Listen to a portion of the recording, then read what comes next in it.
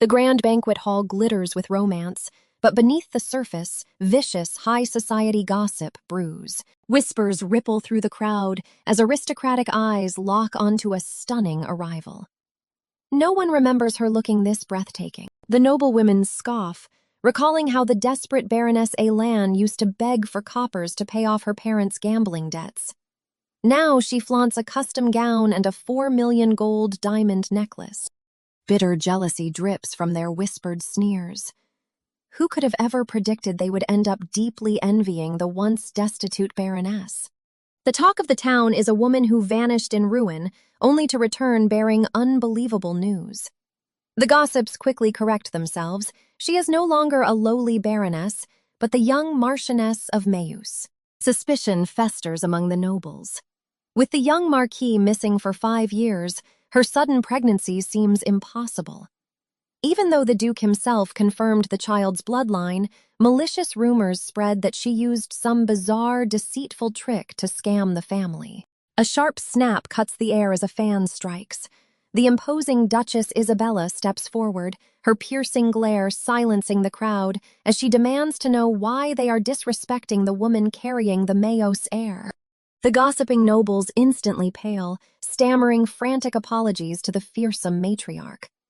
Ignoring their pathetic excuses, Isabella turns her warm, protective gaze toward Judith, gently calling out to her precious daughter-in-law. Dismissing the trivial crowd, the Duchess insists they return home, reminding Judith that both the Duke and the baby need their rest. Judith nods obediently, taking her mother-in-law's arm with a serene smile. Leaving the stunned nobles in their wake, the two women sweep out of the grand hall. The heavy doors slam shut behind them, sealing away the venomous whispers of high society. The moment the doors close, the terrified women gasp for air. They narrowly escaped the wrath of Duchess Isabella, a woman infamous for her ruthless and eccentric temper. One wrong word could have banished them from the empire entirely. Shaken, the nobles finally concede. Given how fiercely the Duchess protects a former commoner, the miraculous pregnancy must be absolutely real. The elegant carriage rolls toward the estate, leaving the mystery of the missing Marquis behind. Inside the carriage, the Duchess notes that the rumors are fully seated. With Judith officially introduced as the bearer of Echian's confirmed bloodline, the family can finally halt the looming declaration of his death. Judith anxiously promises to return the expensive gown and jewels the moment they arrive, but the Duchess shoots her a sharp, incredulous glare, asking if the girl has completely lost her mind. The matriarch scoffs at the very idea. She firmly reminds Judith that the Mayus family doesn't take back gifts, and even a contract daughter-in-law is considered true family who deserves such luxury. Insisting the dress looks wonderful, the Duchess demands they order another. She orders Judith to prepare for a hearty late-night snack, bluntly stating she is far too thin to pull off a convincing fake pregnancy. Judith meekly agrees. Judith smiles softly to herself. Despite the Duchess's sharp tongue, she is genuinely caring.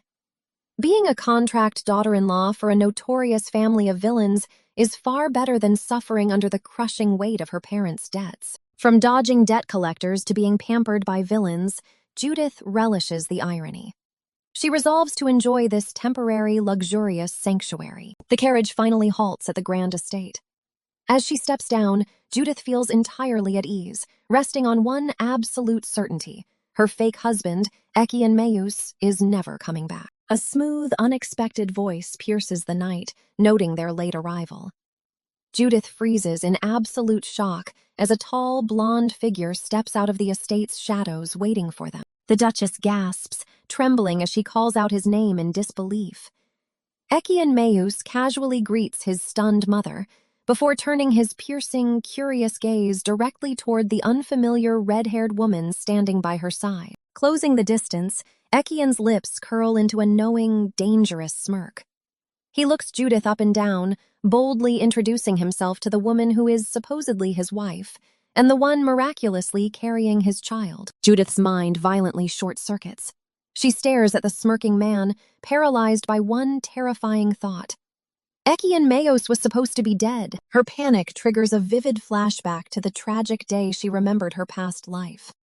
She recalls the crushing despair when her father left her drowning in gambling debts before taking his own life.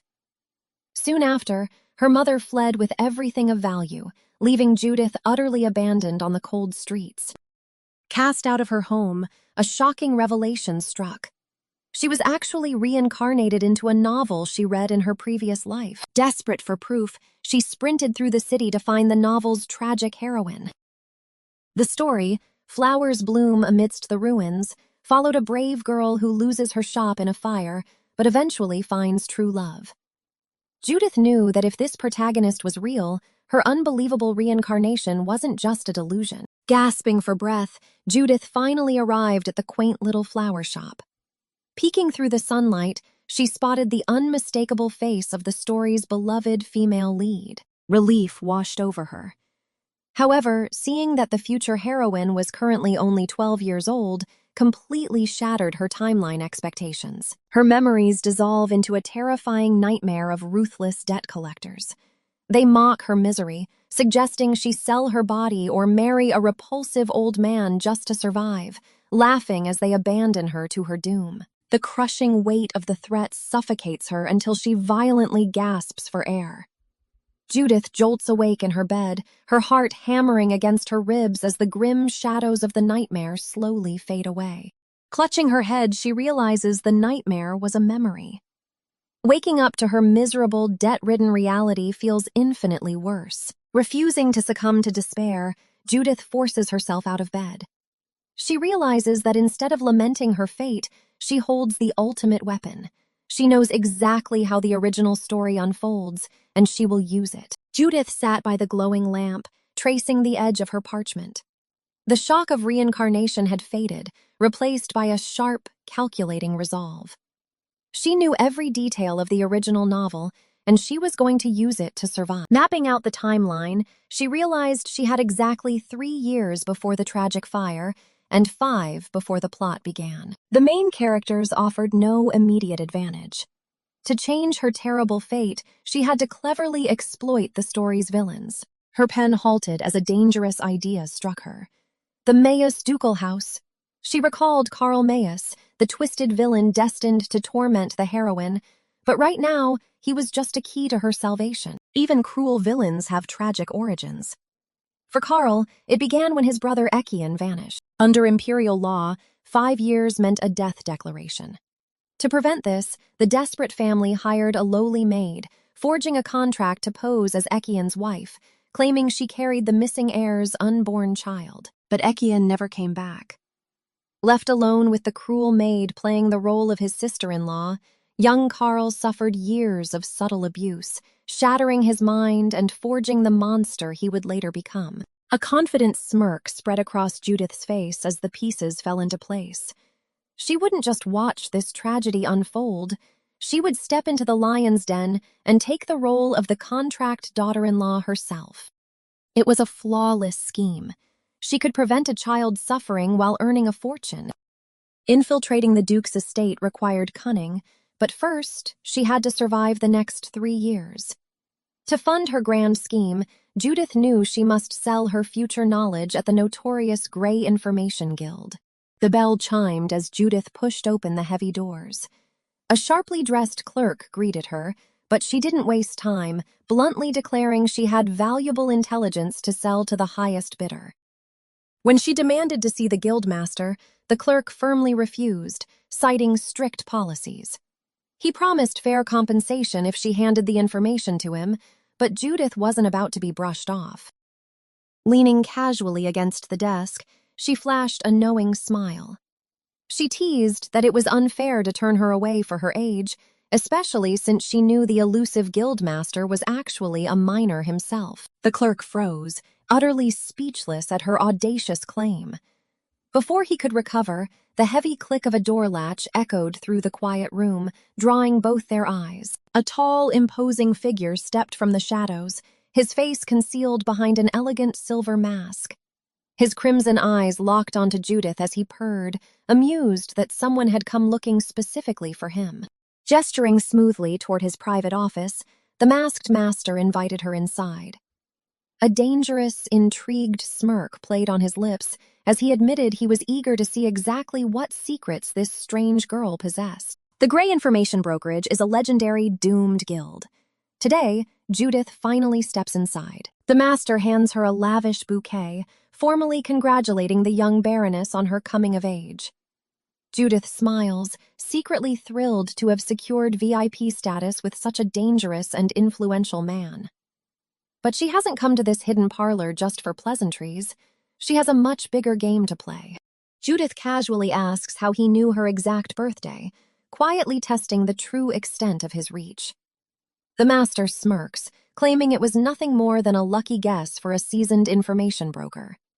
Unfazed by his false modesty, she leans in, ready to shift the conversation toward real business. The masked master praises her uncanny knowledge of worldly affairs, noting her terrifying accuracy.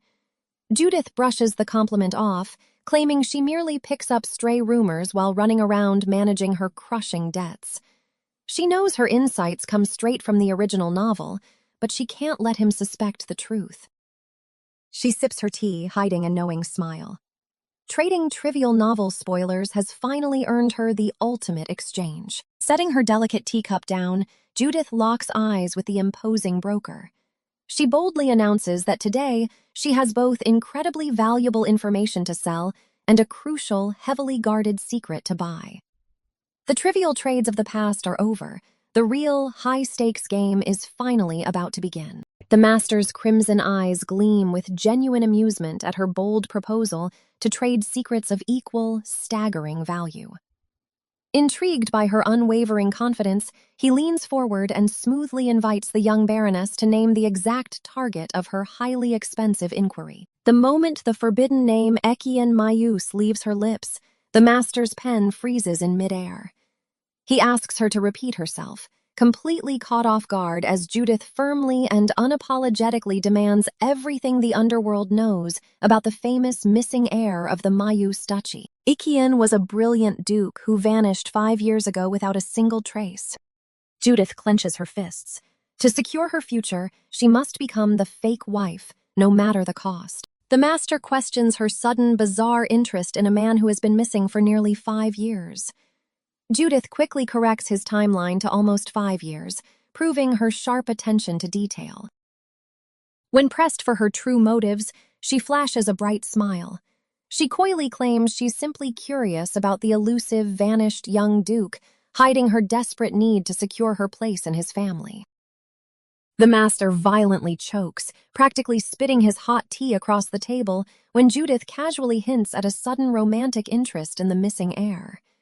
He stares at her in sheer, unfiltered disbelief. Wiping his mouth, he stammers out a confused apology. Judith crosses her arms and playfully scolds him for assuming she was just some shallow woman who only cared about making cold, hard cash. Judith passionately defends her crush, praising Ekian's legendary perfection and striking looks. The master sharply points out they've never actually met in person. Completely unbothered, she praises the broker's terrifyingly accurate intelligence, smoothly turning the intense scrutiny right back onto his own mysterious, far-reaching capabilities. Sensing a rare opening, Judith practically leaps across the table, breathlessly bombarding him with rapid-fire questions. She demands to know exactly why Ekian fled his luxurious life and where his trail finally went cold, absolutely desperate for a single concrete clue to secure her precarious place in the Duke's household. The master solemnly admits his complete ignorance, instantly shattering her high hopes. He calmly explains that his vast knowledge ends the exact day Ekian vanished. Every single guild in the criminal underworld has hit the exact same frustrating dead end regarding the runaway heir's current whereabouts. Staring blankly into the distance, the seasoned broker softly suggests it might be time for the Duke's grieving family to finally move on. He quietly adds that a clean, untraceable break might be exactly what the missing young man always wanted when he abandoned his noble title.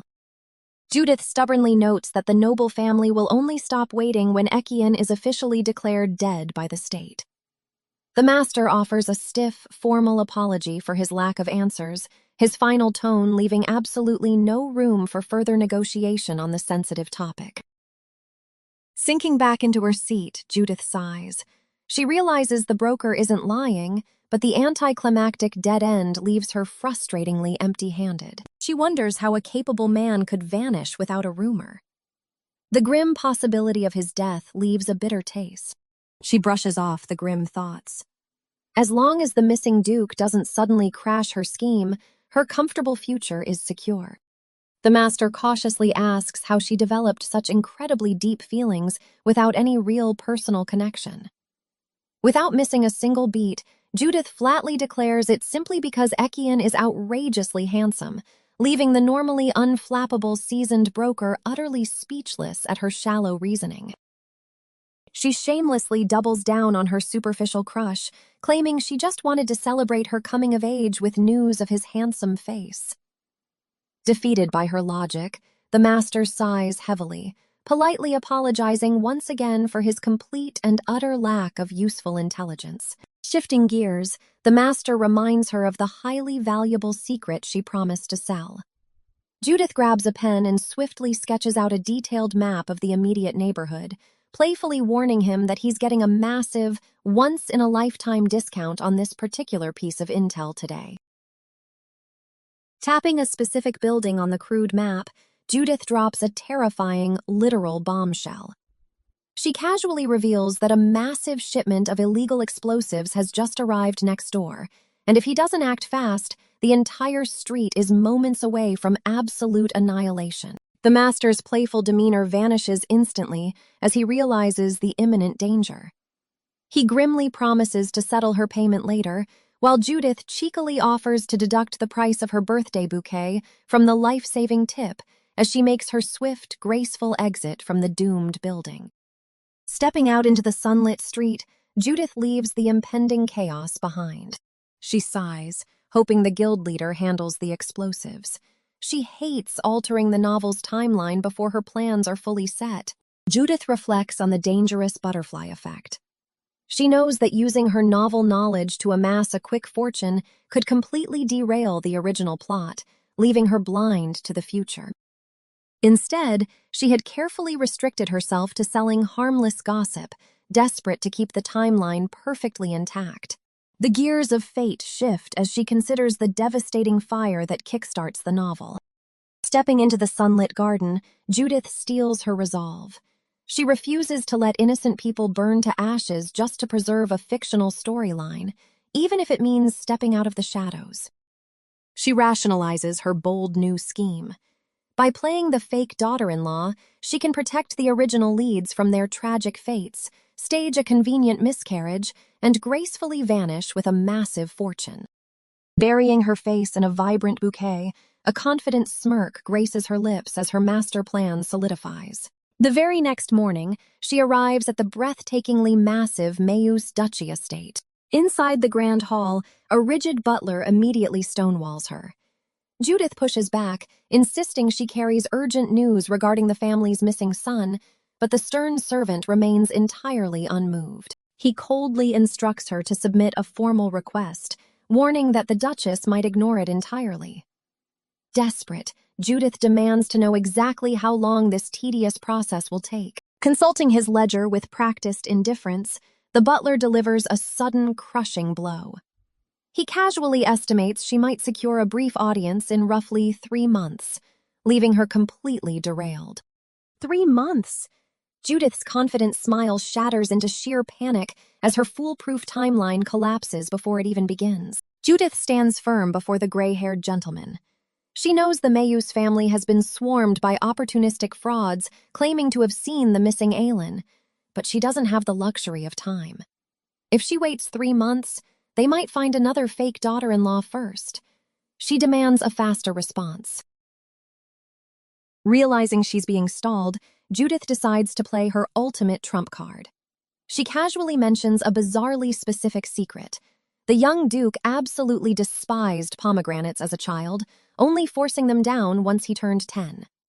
The gentleman's eyes widen in sheer shock as she smirks, daring him to refuse her. Flashing a confident smile, Judith playfully asks if she should still come back later. Her bold attitude screams she's the real deal. Now seated before the formidable Duchess, the atmosphere turns incredibly icy.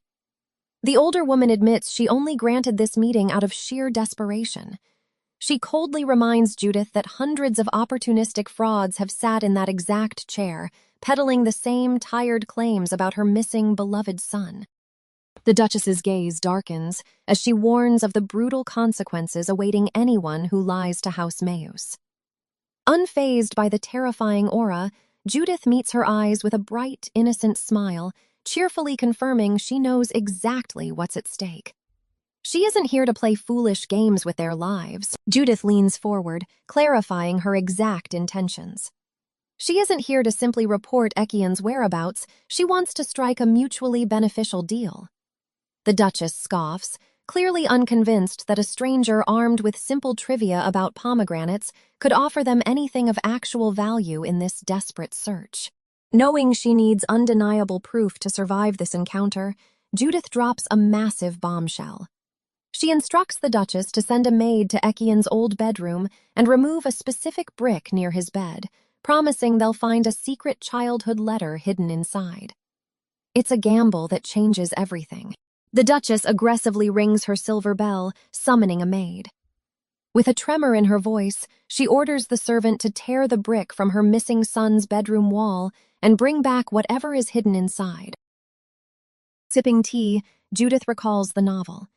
Revealing this sweet, hidden letter early is her only ticket to earning their absolute trust. Judith notices the famously cold Duchess's hands trembling violently. Even the most ruthless nobles crumble when desperate for their lost children. A sudden knock shatters the silence as the maid steps back into the tense parlor. The maid steps forward, carefully presenting a weathered envelope pulled straight from the masonry. The Duchess snatches it, her breath hitching as she stares at the impossible artifact in sheer disbelief. Could this really be from her boy? Tears prick the Duchess's eyes as she recognizes Ekian's distinct handwriting. Gripping the fragile paper like a lifeline, she begs Judith for his location. She vows to mobilize the entire might of House Mayus, confessing just how suffocating their desperation has become. She is willing to pay any price imaginable. Seeing the mother's raw grief, Judith wonders why Ekian abandoned a family that loved him so fiercely. A warmth she never experienced. The Duchess frantically offers anything Judith desires, practically begging on her knees. But Judith remains perfectly composed, reminding the older woman she isn't here to sell a location. Instead, she leans forward, finally ready to lay out her audacious proposal that will tie her to the duchy for good. Judith reveals she knows the family is desperately stalling Ekian's death certificate. She promises her deal will solve their problem, but smartly insists they take 2 days to thoroughly investigate her background first. This calculated move practically guarantees they will trust her completely when she returns to the grand estate. The Duchess firmly agrees to the timeline.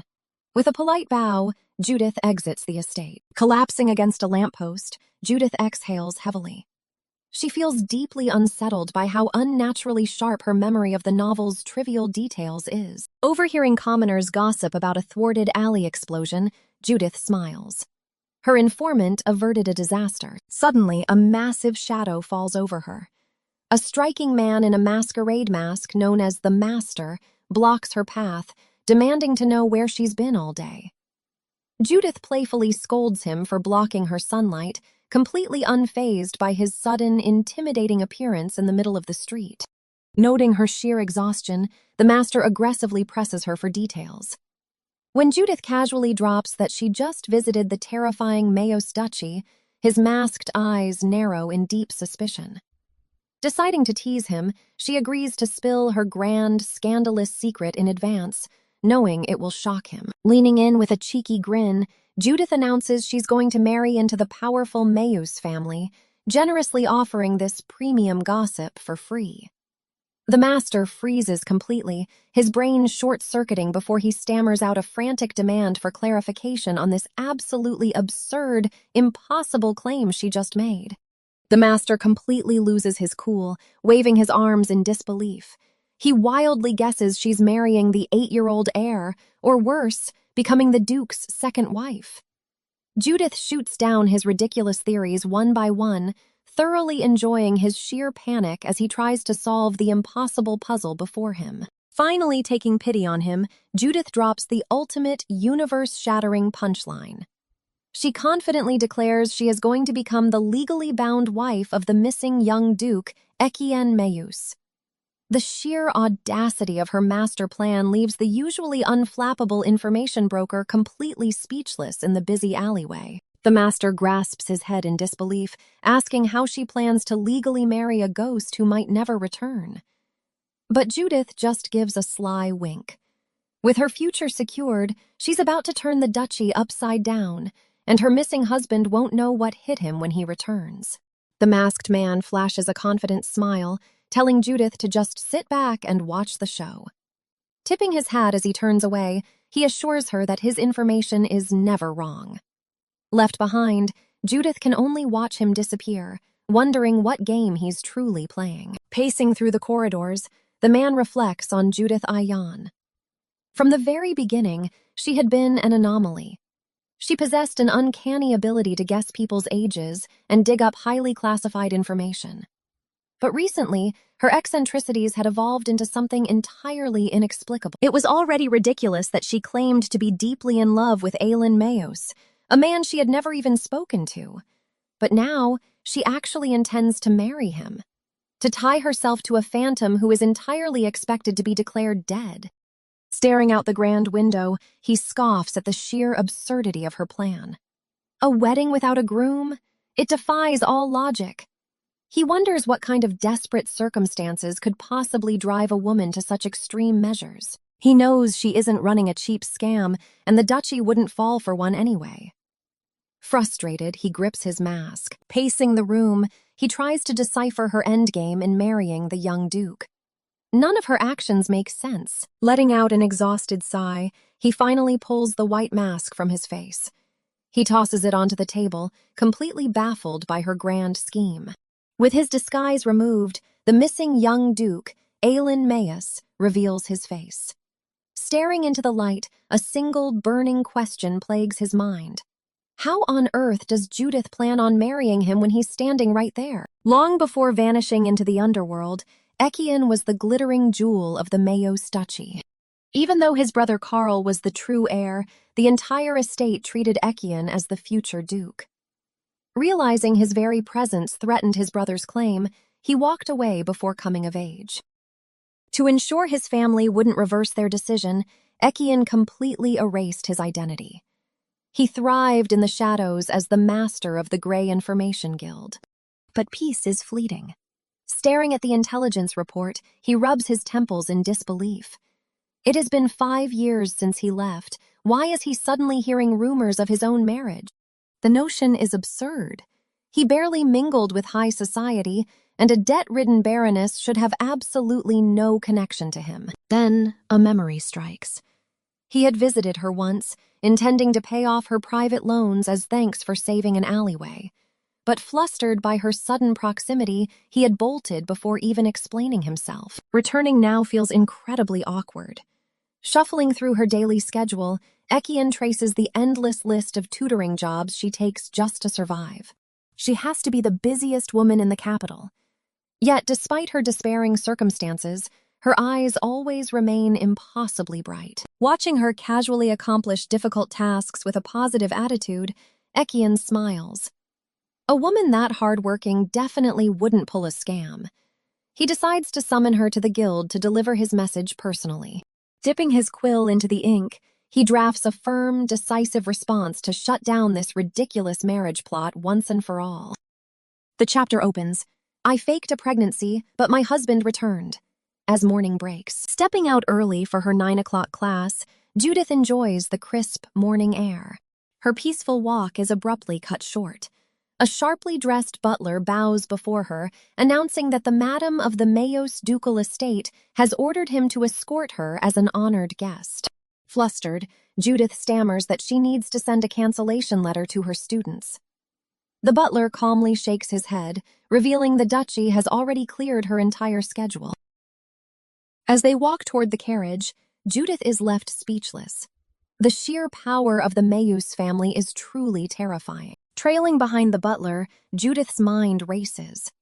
How could such a powerful family fail to find their missing son? With their striking, natural blonde hair, they would stand out anywhere, unless he didn't want to be found.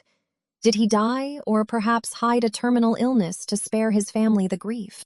It was the only logical reason a man would abandon such immense wealth, honor, and a loving family. Pulled from her morbid thoughts by the butler's polite gesture, Judith nods silently and steps up into the waiting, highly luxurious carriage. Taking a deep breath, she steels her nerves. The time has finally arrived. Inside the opulent Mayus estate, the Duchess greets her with an intimidating elegance. The Duchess admits she was too impatient to wait, having already completed a thorough investigation on Judith. Unfazed, Judith smiles, urging the noblewoman to skip the pleasantries and reveal the details of her proposal. The Duchess's gaze sharpens. By imperial law, since 5 years have passed, it is time to officially register the young duke's death. But the family desperately wants to delay the inevitable. When Judith asks how she can help, the Duchess cuts her off. She doesn't need a method. She already knows Judith's plan is to announce she is carrying the missing heir's child. A dead man cannot father a child. If Judith claims to carry the Mayus bloodline, it gives the family the perfect legal justification to halt the death registration indefinitely. The Duchess explains that only the head of the family can identify true Mayus blood. As long as her husband acknowledges the unborn child, no one in the empire would dare rebel against the claim. It is nothing more than a temporary show, lasting only a few months. A fleeting illusion to tell their lost child that there is still a place for him at home. Her voice cracks with sorrow as she warns Judith of the grim reality. No matter what drastic methods they use to stall for time, the young duke will never return to the estate. Without a second of hesitation, Judith places a hand over her heart and boldly declares that she wants to be that contract daughter-in-law. As the Duchess stares in shock, Judith lays out the rest of the scam. She will pretend to be pregnant now and gracefully announce a tragic miscarriage a few months later. The Duchess recoils, refusing to ask such a heavy sacrifice of a young woman. A divorce and a fake miscarriage will permanently stain Judith's record, becoming a massive, inescapable flaw that will ruin her future in high society. Judith merely smiles over her teacup. Since the Duchess investigated her, she must know about the crushing debt her late father left behind. She has no family to protect her and absolutely no way to pay it off. The luxury of a noble's dignity means absolutely nothing to her. To Judith, surviving tomorrow is vastly more important than clinging to fragile illusions of honor and high society reputation. The Duchess is left speechless. For a girl so young to remain this composed while bartering her own reputation is truly staggering. Later, the butler confirms Judith's flawless background. She has never traveled, and her whereabouts over the past few years are completely spotless, leaving absolutely no room for any unexpected scandal. The only slight anomaly is her frequent visits to the Grey Information Guild. But the butler dismisses it, assuming she merely sells trivial gossip gathered during her tutoring sessions to scrape by. The Duchess scrutinized the letter, her mind racing. It was impossible for a simple information guild to know about a secret letter hidden deep inside a closet. The level of detail Judith possessed defied all logic. Her private plans to delay the death registration were also exposed. The Duchess narrowed her eyes, unnerved by the Baroness's impossible knowledge. Breaking the heavy silence, the Duchess finally voiced her burning question, demanding to know how Judith discovered the truth. Judith smoothly replied that since childhood, her dreams had a habit of bleeding into reality. She claimed her knowledge of the young Duke was simply another prophetic vision. Desperate, the Duchess asked if these dreams revealed Ekian's current whereabouts, but Judith calmly stated she knew nothing more. "A dream," the Duchess muttered. Despite the absurdity of the claim, the Duchess admitted she had no choice but to believe her. Judith offered a polite thanks, but the older woman wasn't finished, suddenly questioning if the Baroness even knew how to negotiate. Leaning forward, the Duchess pointed out a massive flaw in Judith's approach. If she truly wanted this deal to succeed, she never should have admitted that Ekian wouldn't return. A smart negotiator would have lied, or stayed silent. She interrogated Judith's motives, wondering why a woman who claimed honor was a luxury would be so bluntly truthful about something that hurt her own leverage. It made absolutely no sense to willingly weaken her position. The Duchess's gaze sharpened, her years of political maneuvering shining through. In her vast experience, whenever someone willingly revealed a disadvantage before closing a deal, they always had a hidden motive. Staring down the young woman, the Duchess delivered her final, piercing question. She demanded to know the real reason behind Judith's calculated honesty, refusing to believe that the Baroness was simply acting out of the goodness of her heart. The Duchess questions Judith's sudden transparency. Why would she lay all her cards on the table before striking a deal? In her experience, revealing vulnerability so early means there is a hidden, desperate reason. Leaning in, the Duchess demands to know the young Baron's true motive. What could possibly drive her to offer such a scandalous, risky arrangement to the prestigious Mayus family out of the blue? Judith meets her gaze without flinching.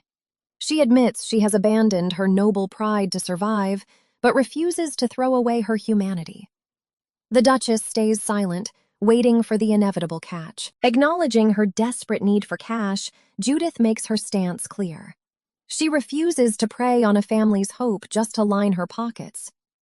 The Duchess's expression softens slightly at the unexpected honesty. Judith lays out the harsh reality. This fake marriage won't bring the missing son back and will only waste their money. But if the Duchess accepts those terms, Judith promises to play the perfect contract daughter-in-law. Confident in her worth, Judith offers herself as the safest bet for their scheme. The Duchess studies her for a long moment before finally cracking a smile. They have a deal. The Duchess agrees to sign the marriage papers immediately, but lays down strict ground rules. It is purely business. The moment her son Ekian returns, Judith must agree to a clean divorce. Judith happily accepts the divorce condition, promising a quick exit. But her jaw drops when the Duchess casually offers to pay off her father's massive debt up front, with another matching payout at the end of the contract. The older woman scoffs, stating it is basic decency for ruining a young lady's marriage prospects. Judith pinches her own cheeks in disbelief, finally showing a genuine, childish reaction that deeply amuses her new mother-in-law. Overcome with relief, Judith leaps up and bows at a perfect 90-degree angle. She loudly proclaims the Duchess as her savior, vowing to work her fingers to the bone. Blushing furiously, the Duchess turns her head away, insisting the sum is pocket change. She stubbornly denies giving the money out of affection, but Judith just beams back with absolute gratitude. A bright sky signals a new day, and a massive weight lifting off Judith's shoulders. At the loan shark's office, the final paperwork is loudly stamped. Judith stares at the cleared ledger, barely daring to believe that she is finally completely free of her father's debt. The loan shark jokes about seeing her again for future loans, earning a fierce, disgusted rejection from Judith. He marvels at how a degenerate gambler raised such a highly responsible daughter.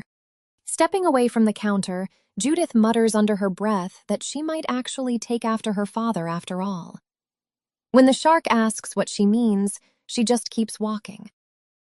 She smiles to herself, knowing she just made the biggest bet of her life.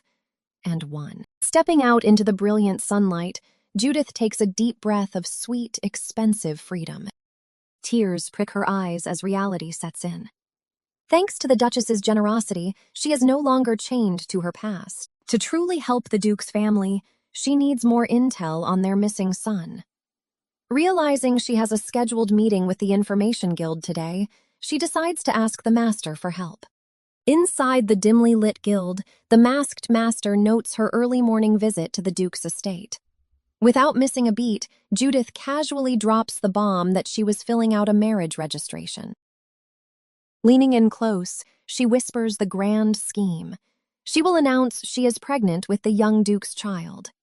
The usually composed guildmaster instantly short-circuits, stammering in absolute disbelief. Smirking at his panic, Judith playfully accuses the master of having a secret, one-sided crush on her from behind his mask. The master immediately snaps back to reality, shouting a fierce denial. She shrugs off his denial, asking why he cares. He argues that faking a pregnancy with the missing Ekian is an absurd lie. When she challenges how he could possibly know it is fake, the master begins to sweat nervously. The guildmaster arches an eyebrow, pointing out that it hasn't even been a week since she came of age. How could she possibly be pregnant? Judith flashes a cheerful thumbs up, thanking him for the advice, leaving the masked man sweating as he realizes she fabricated the entire story. Asking him to keep her secret, Judith playfully insists she's far too sharp to be tricked by an imposter. Shaking his head, the master cuts to the chase, asking if she called him here just to express gratitude. Leaning forward, the master's tone softens with genuine sincerity. He admits that if it hadn't been for her warning, he, his subordinates, and everyone in their alley wouldn't have survived. He owes her his life, and he intends to repay it. Judith waves off his thanks, noting he's the one handling the messy aftermath. But the master insists on formally compensating her.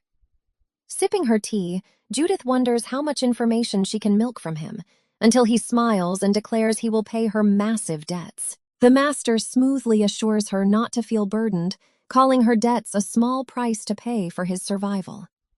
But the grand gesture falls completely flat. Setting her teacup down with a sharp clink, Judith stares blankly and mutters that she already paid it. Sweating nervously, Judith confesses she used the Duke's money. The master pieces it together instantly. She sold a fake pregnancy and sham marriage to delay Ekian Mayus's death registration. Letting out an awkward laugh, Judith praises his wits, but his amusement quickly fades to a grim warning. He warns her that a phantom child will eventually be exposed, leaving her ruined. Lowering her gaze, Judith calmly replies that she fully expects to become a disgraced divorcee. It was a calculated risk, though she playfully admits she wouldn't have done it if she knew his wealth. With the die already cast, Judith tells him to just keep her secret as repayment for saving his life. The master reluctantly agrees, but insists that if she ever needs anything else, she only has to ask. Jumping at the offer, Judith immediately demands any information he has on the Mayus dukedom. The master's expression darkens as he admits his guild knows very little about them. They haven't managed to plant a single informant inside the secretive house. The master points out she'll soon be the young duchess and can snoop around herself. But Judith shakes her head. Inside the estate, she's nothing but a disposable outsider, and digging for secrets would instantly make her a target. Desperate to pull her out of the fire, he offers to pay any penalty fee if she breaks the contract. But Judith knows the brutal truth. The Duke's family would never let a liability walk away. Besides, she has her own reasons for staying. Staring intently at her, the master asks if she has an ulterior motive for entering the lion's den besides just money. Meeting his gaze with steely resolve, Judith confesses there is a dark truth she simply cannot turn a blind eye to. Red spider lilies bloom in her mind as a chilling realization takes hold. If she walks away now, a tragedy will unfold. Without her intervention, the second young master will fall prey to the deadly shadows lurking deep inside the Duke's estate. Judith knew she had to protect young Carl. Before Ekian vanished and left the boy orphaned, he was just an innocent child, but the true danger lurked in the shadows of the estate. Sarah, a longtime maid, was destined to take Judith's place and plunge the young boy into a terrifying nightmare of endless abuse. Even now, Sarah was secretly tormenting the boy right under the Duke's nose. As an outsider, Judith had no allies. If she made a single wrong move, the wicked maid would find out immediately. Sitting across from the masked guildmaster, Judith hesitated. When he pressed her to reveal everything from the start, she stubbornly refused, insisting she'd only share the truth with someone genuinely willing to help her. The master's eyes narrowed behind his ornate mask. Leaning forward with a sudden intensity, he smoothly declared that he would be the one to assist her. The sudden offer left Judith wondering just how much she could trust him. When Judith admitted she needed intel on the Mayos ducal estate, the master confidently boasted that he knew the place inside and out. The revelation instantly shattered her trust in him. Tears welling in her eyes, Judith accused him of lying. She had bared her soul, even confessing her fake pregnancy, only to find out he had been holding back crucial secrets the entire time. Sighing heavily, the master rubbed his temples. He calmly explained that as an information broker, there were strict limits to what he could reveal, even to a client who had supposedly saved his life. Judith crossed her arms, her pout deepening. She sharply reminded him of his earlier claim that he had no informants, making it clear she wasn't going to let his deceit slide so easily. The master leaned back, insisting he truly had no informants. When Judith pointed out the glaring contradiction, a soft, uncharacteristic chuckle escaped his lips, leaving her completely thrown off balance. Staring at her warmly, he confessed that being around her made him feel like a completely different person. Unfazed, Judith snapped back that sweet words wouldn't gloss over his blatant lies, demanding something actually useful. A heavy silence settled over the luxurious room as tea was poured. Setting his cup down, the master finally offered a peace treaty. His voice dropped to a conspiratorial whisper as he revealed he knew of a secret passage hidden deep within the ducal estate. Judith's eyes lit up with sudden hope. She eagerly asked if the passage reached young Carl's room, realizing this was the perfect way to catch the abusive maid red-handed without raising any suspicion. When the master confirmed the hidden routes spanned the entire estate, Judith immediately demanded a map. She needed to memorize the layout before Sarah could do any more damage to the boy. Shaking his head, the master flatly refused to draw her a map. He warned that the labyrinth of tunnels was far too complex, and if she wandered in alone, she would inevitably be caught. Panic flickered across Judith's face until the master gently adjusted his mask. With a reassuring tone, he declared that he would personally guide her through the darkness, side by side. Without missing a beat, the master stood up, announcing his plan to lie in wait. When Judith expressed shock at leaving immediately, he sharply reminded her that the child's life was on the line. Realizing he was right, Judith quickly gathered her skirts. Wasting no more time, she followed the mysterious guildmaster out the door, her heart pounding with anxious urgency.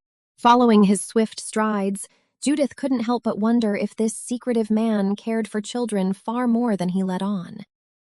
With a loud creak, a hidden wooden door swung open into the pitch-black abyss. Staring into the crumbling, spider-infested cabin, Judith was utterly baffled that a grand ducal estate's secret route started in such a dump.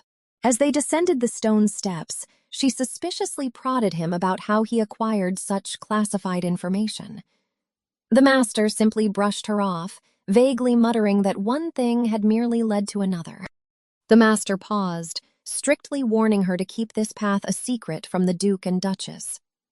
Judith scoffed, pointing out that any outsider could easily wander in through the poorly secured entrance. His voice turned ice-cold as he swore he was the only living soul who knew of it. When she pressed about his informant, he bluntly revealed that the person was already dead. The narrow stairs finally gave way to a massive, hauntingly beautiful underground corridor. Without warning, the master firmly gripped her hand in the dark. He ordered her to hold on tight, warning that a single careless step would leave her lost forever. Nodding nervously, Judith squeezed his gloved hand. As they navigated the treacherous shadows, she carefully brought up a lingering concern that had been gnawing at her conscience. She softly asked if he was truly okay with having a forged marriage record tying them together, since it would ruin his future prospects.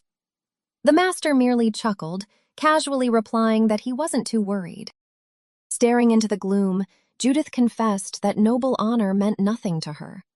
She revealed her painful past, explaining how her aristocratic parents had completely neglected her in favor of their own selfish desires. Her voice echoed hollowly against the stone walls as she recounted her miserable childhood.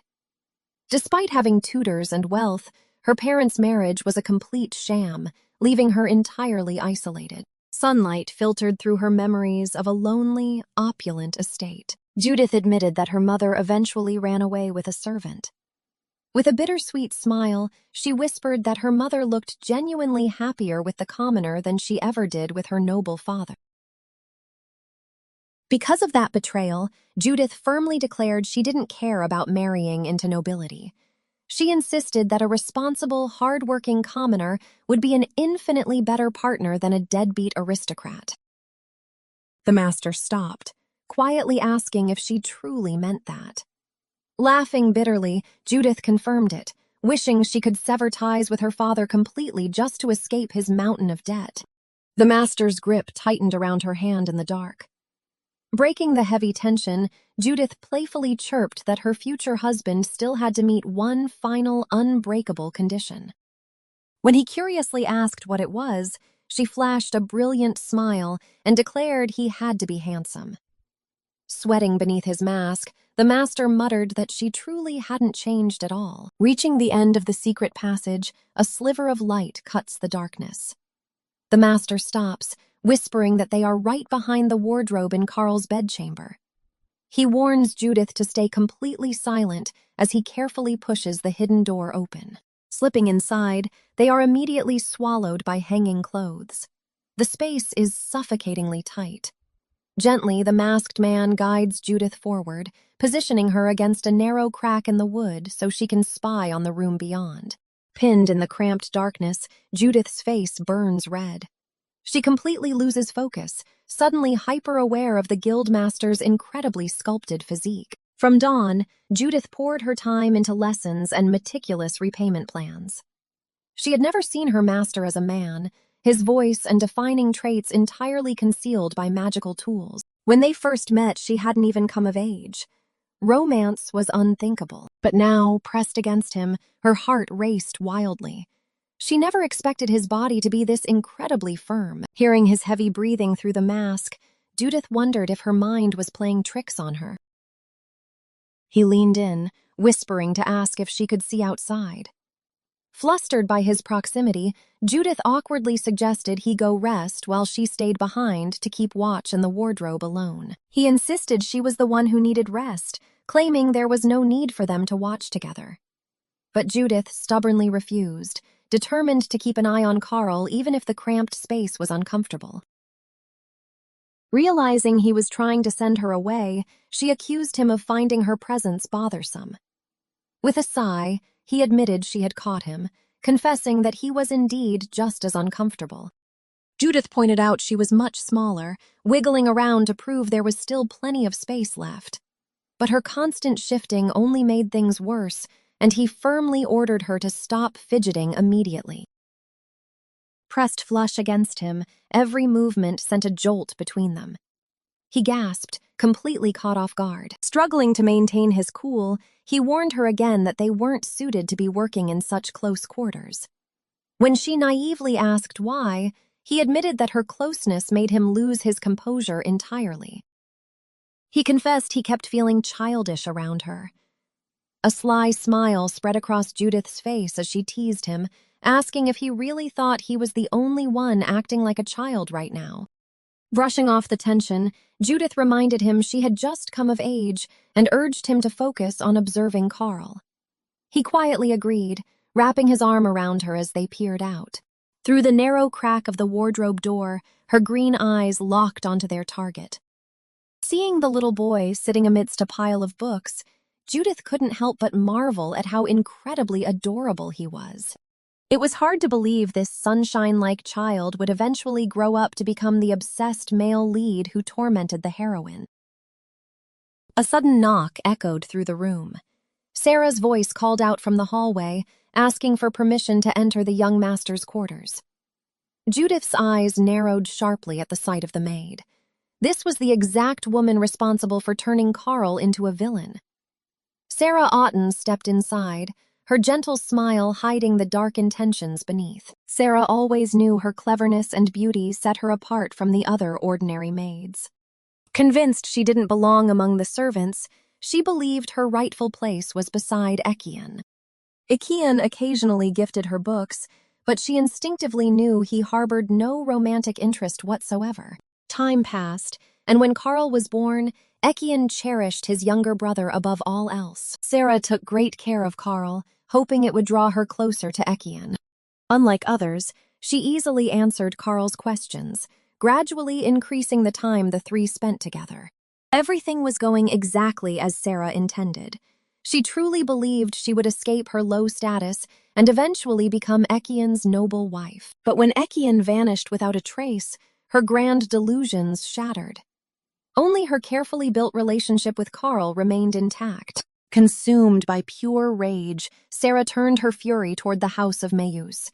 If she couldn't have it, she resolved to utterly destroy it from the inside out. Watching the maid from the shadows, the master whispered that Sarah was known for her upright character and close bond with the ducal house. He gently urged Judith not to be nervous about the woman. A cold smirk crossed Judith's face as she realized how little her husband actually knew. She bluntly told him that his ignorance regarding his own household's affairs was truly staggering. The master blinked in confusion, completely bewildered by her sharp tone, unaware of the monster lurking nearby. Sarah gently stroked Carl's head, her voice dripping with fake, calculated concern. She softly scolded the boy for reading so comfortably, warning him that the madam would be deeply upset if she ever caught him relaxing. With Ekian gone, she planted a toxic seed in his mind. She whispered that people might mistakenly believe he was actually happy his brother disappeared so he could become the heir. She pointed at the stuffed bear he was clutching so desperately in his tiny arms. Carl threw the doll aside in a panic, tears welling in his eyes as he screamed that it wasn't true. He only wanted his beloved older brother to come back. Sarah smiled warmly, claiming she understood his true feelings. However, she manipulated him further, stating they couldn't control what the madam or his missing brother might ultimately think of his actions. Leaning in close, she cruelly suggested that Ekian might look at Carl's comfort and decide the boy was doing just fine without him, choosing to never return home at all. Tears streamed down Carl's face as he desperately denied it. He sobbed that he was only reading the books Ekian recommended, hoping to be praised when his brother finally came back. Sarah coldly dismissed his efforts, reminding him that the situation had completely changed. If he truly wanted the young duke to return, she insisted he needed to use a much more drastic method. She eyed his figure, questioning if he was still eating well. Carl sniffled, explaining that he had to eat because his mother watched him constantly and would become incredibly sad otherwise. Sarah twisted his words perfectly. She argued that if Ekian saw him growing up so healthy, he would feel unneeded, assuming his younger brother could eat and sleep perfectly fine without him. Caught in her web, Carl frantically asked what he should do to avoid making his mother sad while still proving his desperation. Sarah's eyes darkened as she told him to meet her in the garden after meals. Gripping his small hands tightly, the maid leaned over him like a shadow. With a chilling smile, she promised she would secretly help him force himself to throw up. She promised that once he became dangerously thin, word would reach Ekian that Carl was wasting away waiting for him. Completely deceived, the innocent boy beamed with joy, sealing his own tragic fate. Carl smiles warmly at the treacherous maid, his eyes clouded with blind trust. He tells Sarah that she is the only one he can rely on, completely manipulated into believing her every word without question. Watching from the shadows, Judith grits her teeth. She is disgusted that the maid would ruthlessly brainwash an innocent child. Her husband's patience completely snaps. Glaring intensely at the scene unfolding before them, he growls that he can't watch this twisted farce any longer. He demands Judith leave so he can deal with the deceptive maid himself. As her husband moves to step out of the shadows, Judith desperately grabs his arm. His visible eye flashes a dangerous crimson, completely unhinged and ready to execute the traitor on the spot. Judith desperately holds him back, pleading for him to calm down. She warns him that if they expose themselves now, it will all be for nothing, because Carl is already conditioned to side with the maid. The masked man finally relents, his tense muscles relaxing as he leans his forehead against hers. He promises he'll handle the situation somehow, reminding her that fixing this mess is exactly why they returned. Suddenly, Sarah flinches, her sharp eyes darting suspiciously toward the dark corner of the room. She coldly asks the young master if he let someone inside, but a completely clueless Carl simply shakes his head no. Heavy footsteps echo across the floorboards. Trapped in the dark, Judith's breath catches as a horrifying realization sets in. Sarah slowly approaches the massive wooden wardrobe, her shadow looming over the ornate doors. Muttering that the intruders must be hiding right here, Sarah reaches for the handles. With a sharp creak, she violently rips the wardrobe doors wide open. Sarah bursts into the room, a terrifying shadow masking her face. Convinced she heard a noise, she ruthlessly tears through the hanging clothes, muttering to herself, desperate to catch whoever is hiding in the dark. The young master's innocent voice interrupts her frantic search. Masking her dark intent with a sweet smile, Sarah casually dismisses the noise as a mere water leak and finally steps away from the closet. Hidden in the suffocating darkness, the master lets out a tense breath, relieved they narrowly avoided a disastrous discovery. Still clutching Judith tightly, he whispers for them to stay hidden just a bit longer, the intense proximity making her heart race. Though grateful they weren't caught, Judith can barely process the situation as she remains squished against his chest, completely flustered. Breaking the tension, he sincerely apologizes for losing his temper earlier. He admits he never expected a seemingly gentle maid like Sarah to harbor such a terrifying hidden side right under their noses. Judith notes that Sarah's innocent act fooled everyone, then bluntly asks the master what he plans to do. When he feigns ignorance, she presses harder, knowing he has his own scheme to save the young master. Caught off guard, he stares blankly as Judith giggles, teasing that this is the most she's ever heard him speak. Noting his soft spot for children, she laughs until he gruffly orders her to stop. He groans that her laughter blows warm breath against his neck. Staring deeply into her eyes, he declares two things are suddenly clear. She is definitely not pregnant, and she is entirely clueless about men. Judith's eyes go wide in panic, wondering how her secret was exposed, while the master simply responds with a heavy, exasperated silence. Helping her out, he states his goal is done, and they aren't destined to save the boy. When a confused Judith demands to know who will, he recalls an old saying about times of crisis. He gently explains that when a child is in mortal danger, it is ultimately the parent's duty to save them. Hearing his surprisingly warm philosophy, a genuine smile sits across Judith's face. The chapter title appears, signaling a shift as their dangerous midnight investigation finally concludes.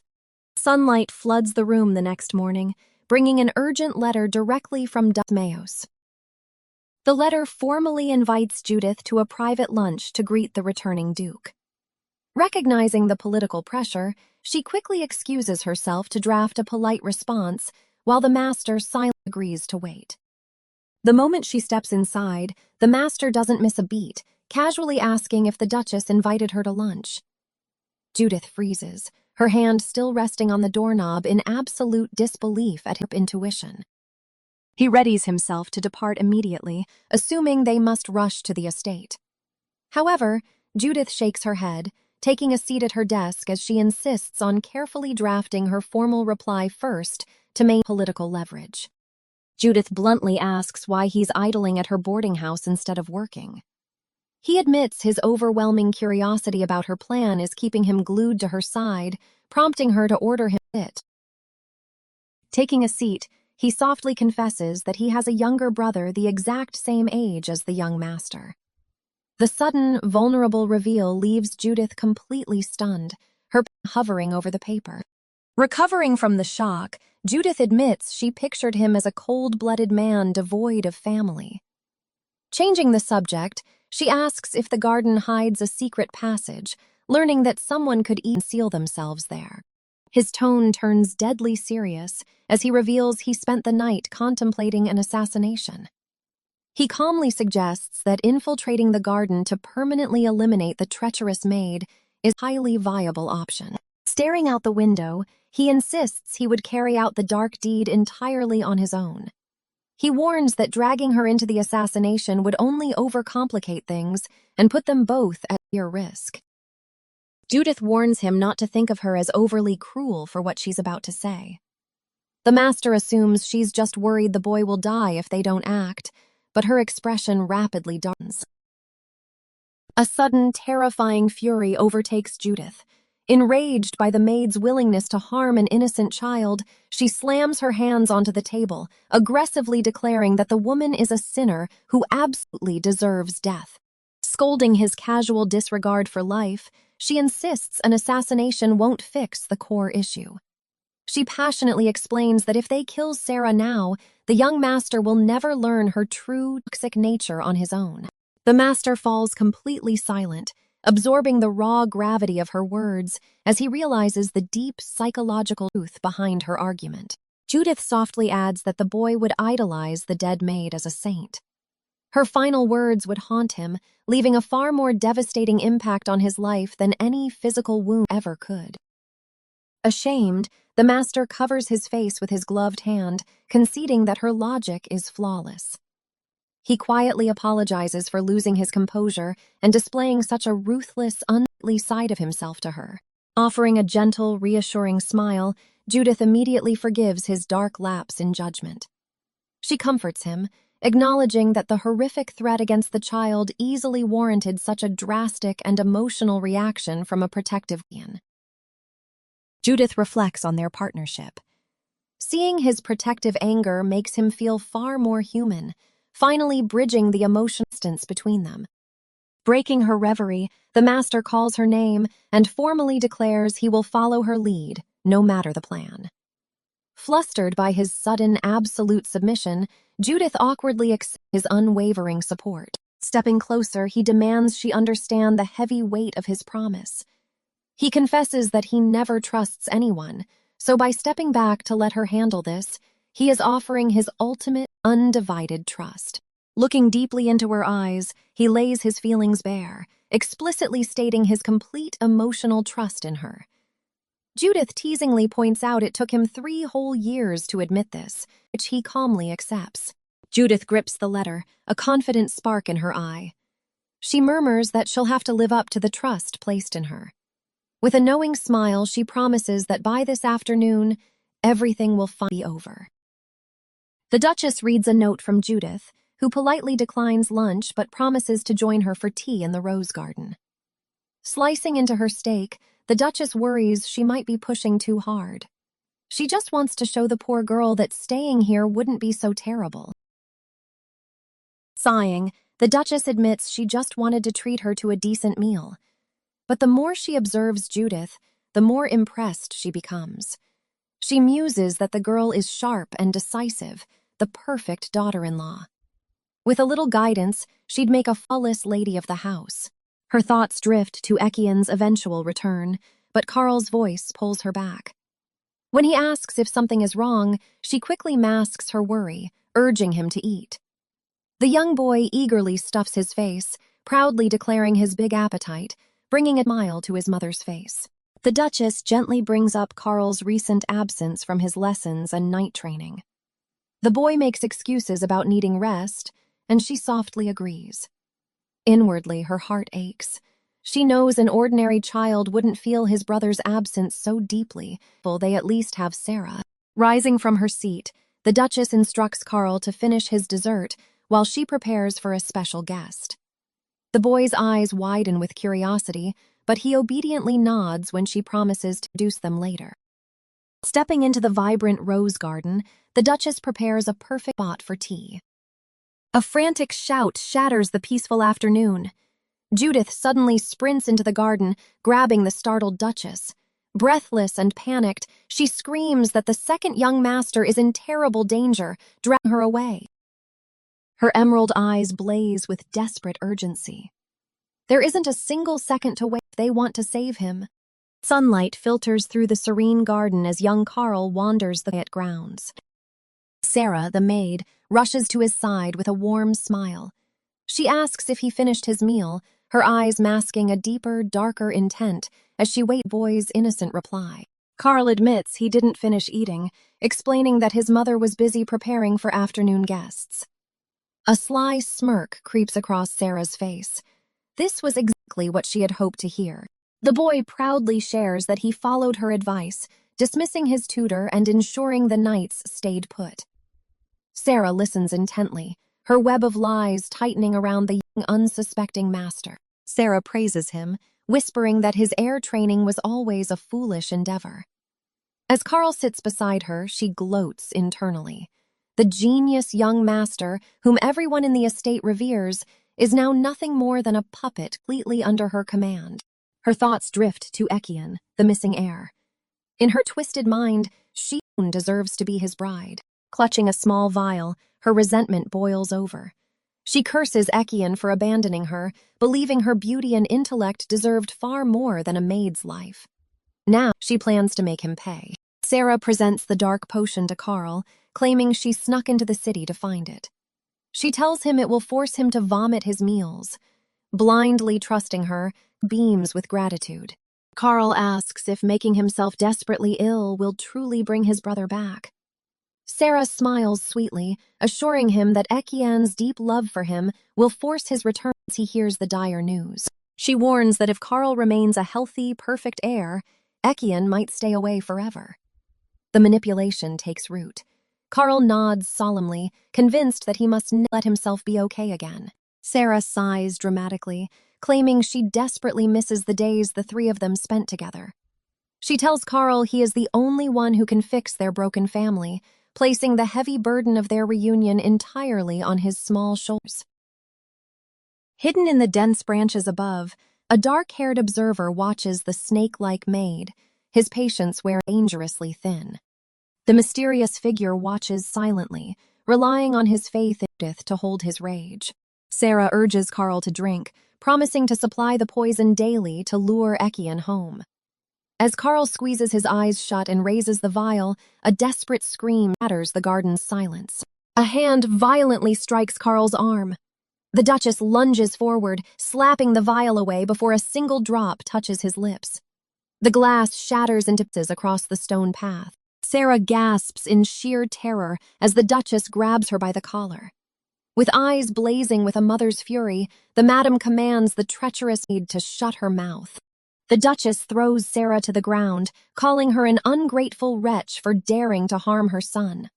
She ruthlessly orders the head maid to summon the knights and throw Sarah in a dungeon. As the other maids grab her, Sarah thrashes wildly. Her delusions of grandeur erupt as she screams, demanding they let her go, shrieking that common servants have no right to touch someone standing. Judith steps forward, her gaze icy. She mocks Sarah's wasted cleverness, calling her a vile wretch for manipulating a child. She warns the maid to comply. Knights will show no mercy. As the treacherous maid is dragged away, Carl bursts into tears. He screams at his mother, demanding to know why she is punishing the only person who was actively trying to help him bring his family back together. The Duchess shakes him gently, horrified by his actions. She asks if he truly dismissed his guards and drank poison on a maid's word, questioning if Ekian would ever be happy to see him in this pathetic state. Carl sobs uncontrollably, asking why no one understands his desperate need to see his brother. Before the furious Duchess can scold him further, Judith steps in, voice calm but firm. Judith gently touches the Duchess's arm, urging her to blame the maid, not the child. The Duchess snaps back, arguing that Carl is a genius with the memory and intellect of a full-grown adult. The Duchess cannot fathom how such a smart boy believed the maid's lies. But Judith smiles softly, reminding her that despite his brilliant mind, Carl is still just an 8-year-old boy who misses his brother. Judith's heart softened. Despite his intelligence, she realized Carl was still just an 8-year-old boy. He needed the adults in his life to stand by him and guide him through these overwhelming emotions. Kneeling to his eye level, Judith offered a warm, reassuring smile. She introduced herself as Baroness Eilon, speaking in a gentle tone, hoping to ease the young man's lingering distress. Peeking shyly from behind her skirt, the boy mumbled his name, Carl Mayus. Judith couldn't help but coo internally at how utterly adorable he was, despite the tense situation. Judith then firmly told Carl that Sarah was wrong. She assured him that his brother Ekian would be heartbroken to see him ill, as no one see their loved ones suffer. She explained that by leaving the manor, the young duke was actually entrusting their parents' care to Carl. Hearing this, the Duchess covered her face, moved to tears by Judith's comforting logic. But Carl clenched his tiny fists, his eyes blazing with defensive anger. He demanded to know how a stranger could speak so confidently about his brother, insisting that Sarah had known Anne since childhood. The Duchess finally snapped, her patience shattering. She screamed Sarah's name in frustration, demanding to know why Ekian would have abandoned them without a single word if he truly cared for that woman. Tears welling up again, Carl stubbornly fired back.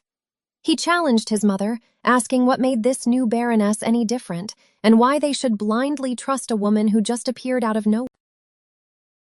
The Duchess didn't hesitate to drop the ultimate bombshell. She declared that Judith was entirely different because she was currently carrying Ekian's unborn child, echoing the explosive lie across the garden. Carl's jaw dropped in sheer disbelief.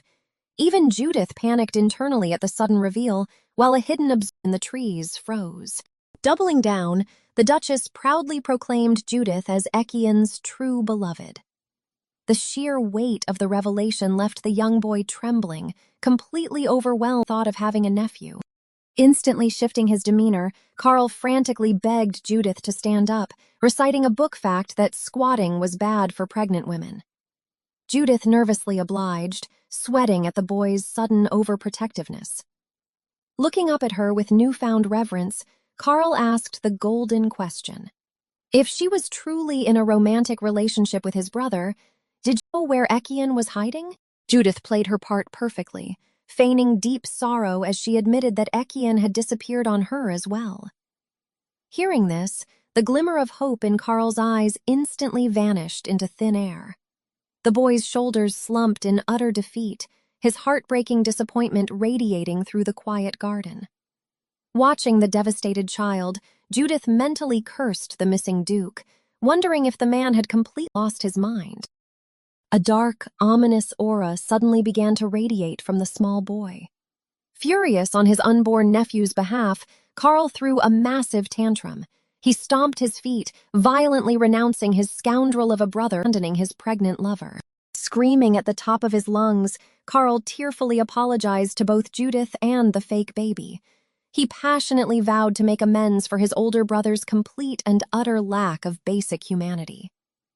Meanwhile, the disguised man hiding in the branches above sweated profusely. Hearing his own family drag his name through the mud, Ekian awkwardly wondered if he should finally reveal himself to them. Quietly sipping his tea, Carl observes Judith. Watching her read, Carl realizes this gentle woman is entirely different from the monster Sarah described. Curiosity getting the better of him, the young boy finally speaks up, asking when the Baroness will officially start living with them in the grand estate as a true family. Judith smiles warmly, explaining that she will move in right after speaking with the Duke and finalizing the marriage registration. She gently notes that Sarah's mess caused a slight, unexpected delay. Understanding the situation, little Carl looks up with hopeful eyes and asks if he can start calling her sister-in-law right now. Judith happily agrees, cementing their new, unexpected family bond. Filled with newfound pride, Carl promises that when his older brother finally returns, he will personally give him a stern scolding for leaving their parents behind and acting so irresponsibly. Gripping his teacup tightly, Carl resolves that his brother entrusted this new fate to his care. With fierce determination shining in his bright eyes, the little boy boldly declares that even if his brother never returns, he will step up and protect her until the very end. Later, watching Carl sleep peacefully, Judith smiles softly at the innocent, vulnerable boy. A sudden, sharp knock echoing from inside the heavy wooden closet startles her, prompting her to cautiously step forward and investigate the bizarre, unexpected noise.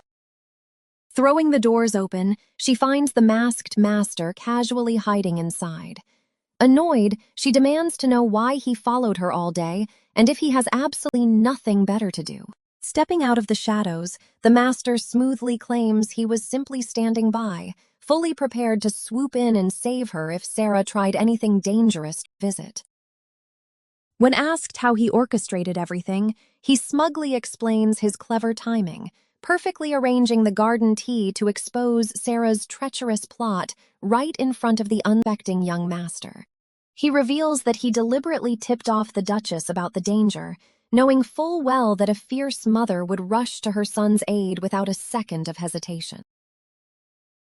As he assures her that the Duke and Duchess will handle Sarah's swift punishment, he pauses, suddenly noticing Judith staring intensely at his masked face with an unreadable, piercing expression.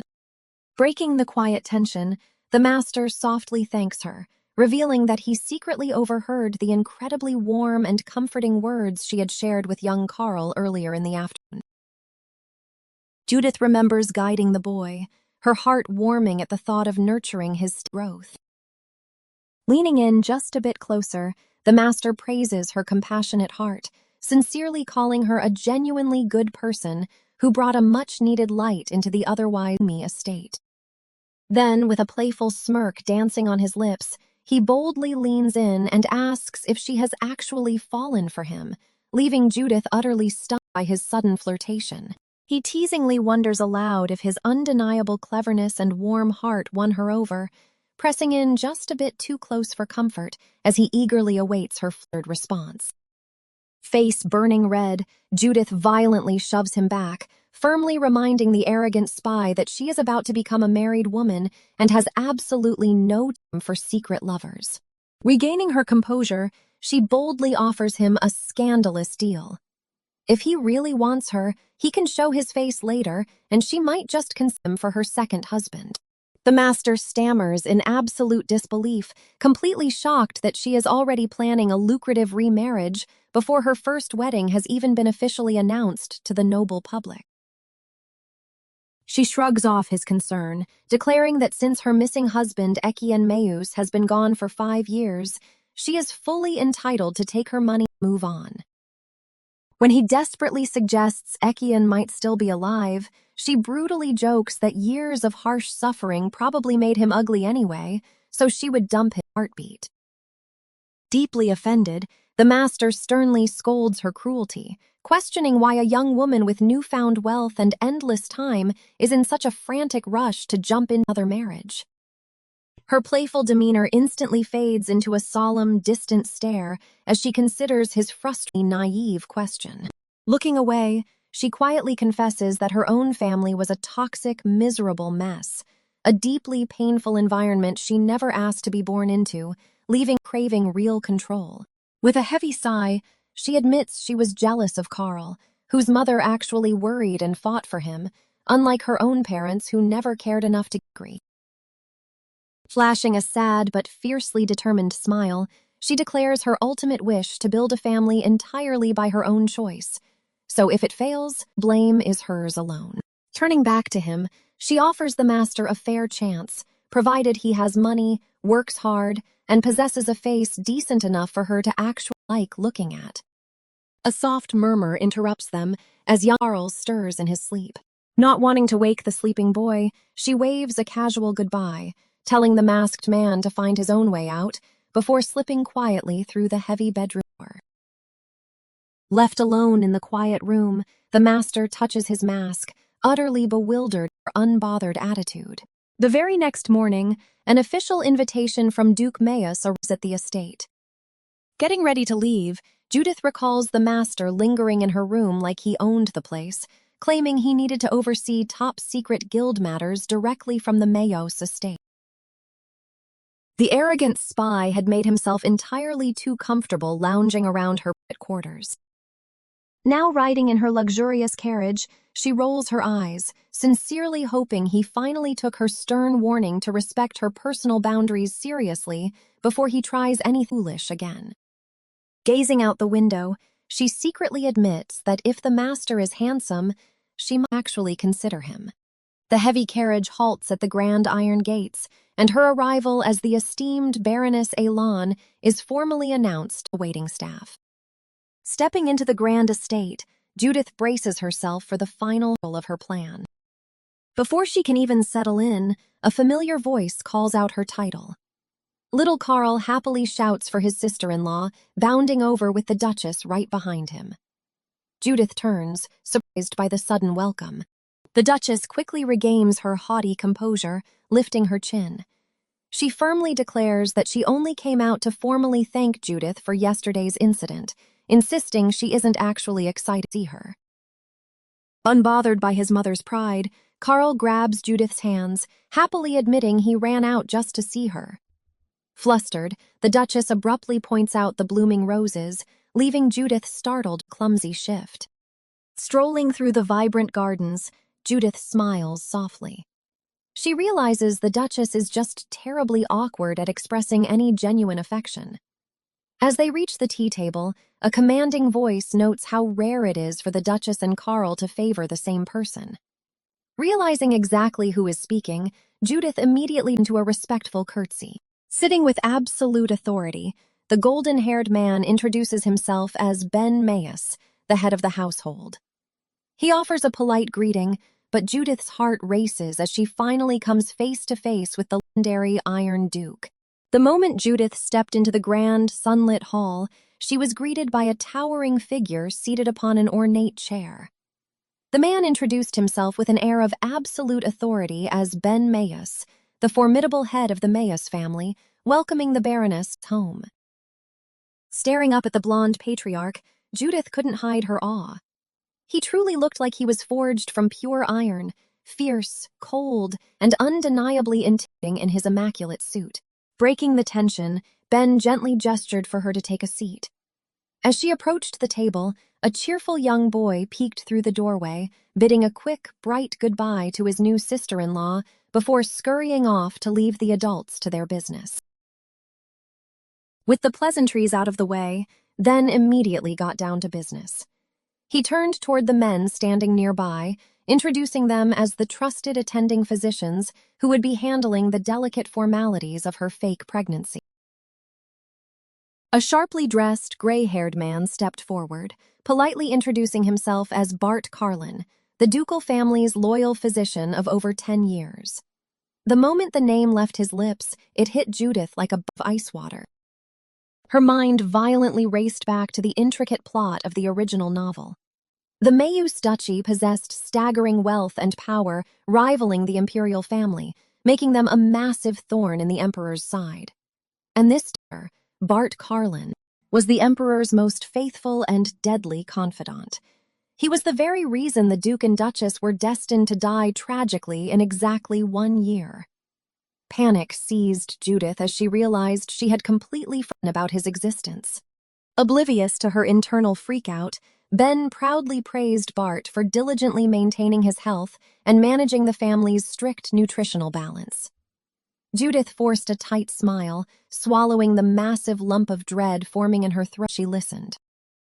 A younger doctor, Hude Lamis, eagerly introduced himself next. The 21-year-old prodigy explained that he primarily cared for the Duke and his son Carl, constantly brewing medicine to treat the young boy's severe chronic stomach aches. Judith carefully analyzed the new face. If the family brought Hude in personally, he likely wasn't allied with Bart's assassination plot. Still, knowing the impending doom hanging over the estate, she knew she couldn't afford to let her guard down entirely. Ben laid out their deceptive strategy. The Mayus bloodline possessed a unique aura detectable only by the family head. With the doctor's forged certificate and Ben's official signature confirming the child's legitimacy, they could easily trick the world into believing the missing heir was alive. Judith quickly calculated her odds.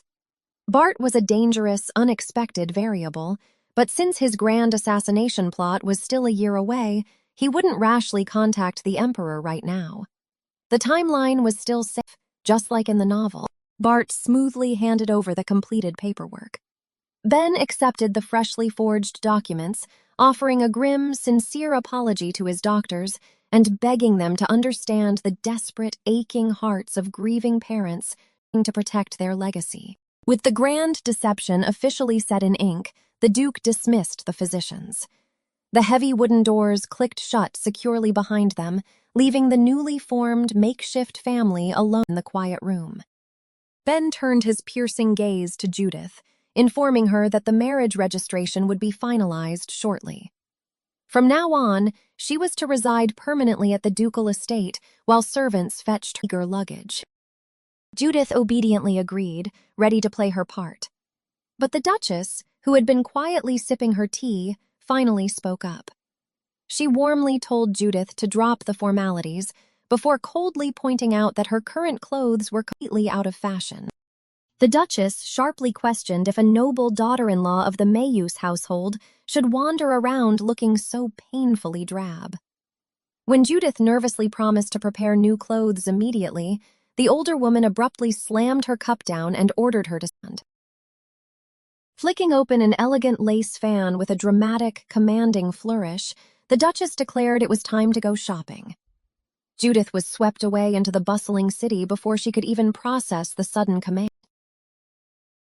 At the most exclusive boutique in town, Judith modeled an exquisite white gown that the shop owner likened to the pure elegance of a swan.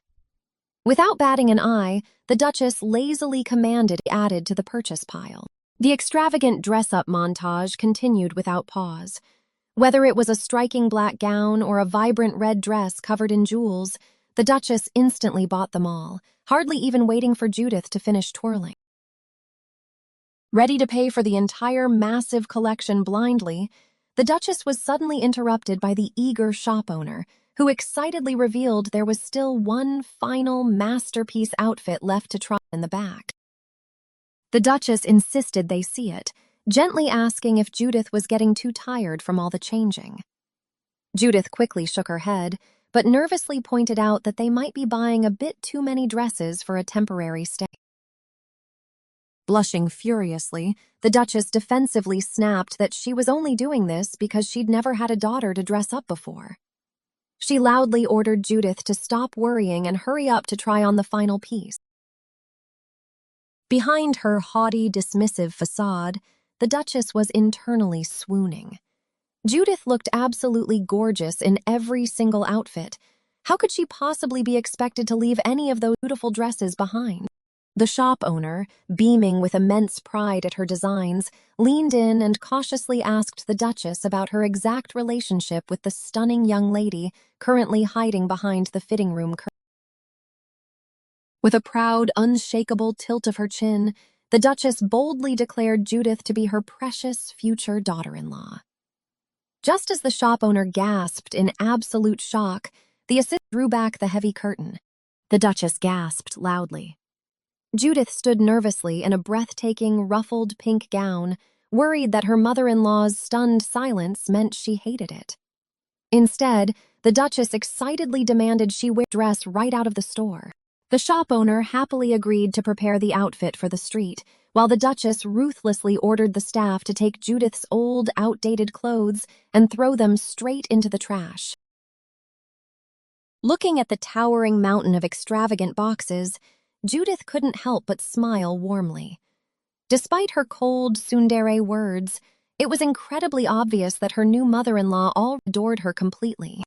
Their shopping finally concluded, and the sun began to set over the grand, imposing estate. The Duchess led Judith into a lavishly decorated suite, announcing this would be her room from now on. It was Ekian's bedroom. With a gentle smile, the Duchess reminded her that as his wife, sharing his orders was only natural. A polite knock interrupted them. The door swung open to reveal a young man and a little boy named Hude, cautiously stepping into the grand bedroom to greet their new sister-in-law. Little Hude's eyes went wide as he stared at Judith. He blurted out in awe, asking if his brother always liked pretty people, leaving Judith blinking in surprise at the sudden, charming compliment. Judith beamed at the praise, but it was the older boy who nervously scratched his neck. A deep blush crept up his cheeks as he stammered out that she was truly, undeniably beautiful. Impressed by the young man's smooth social skills, Judith smiled to herself. The Duchess then advised her to rest up before dinner, and Judith warmly agreed, praying she would be down shortly. Alone at last, Judith sighed. It felt entirely surreal to realize she was standing in the missing young's very own bedroom. Running her fingers along the pristine bookshelves, Judith realized the room was kept perfectly organized. It was a silent testament that the Duke and Duchess were still desperately waiting for their son's return.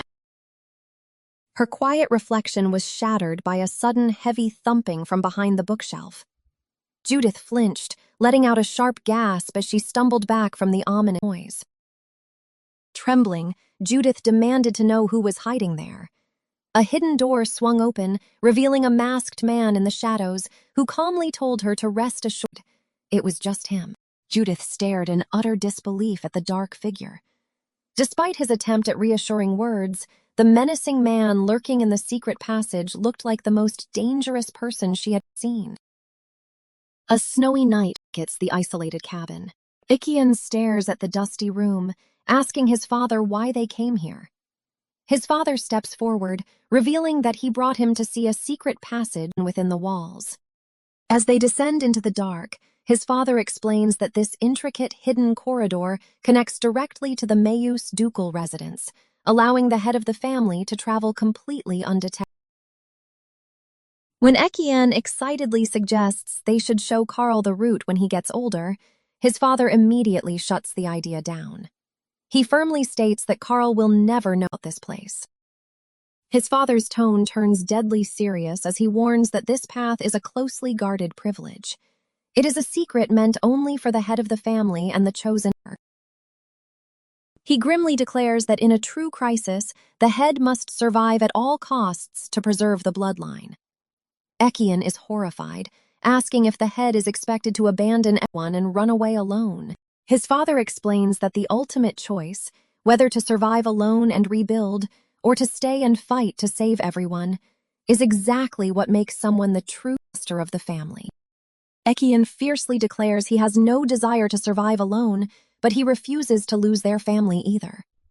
Hearing this resolve, his father smiles warmly, proud that his son shares his exact thoughts. Young Ekian vowed to protect his family, a promise that shattered the day he realized he could never become the head. Now disguised in the present, he slips into the dark passage, turning only for Carl. 3 knocks echo from behind the bookshelf. Judith freezes, but a familiar voice quickly assures her it's just him.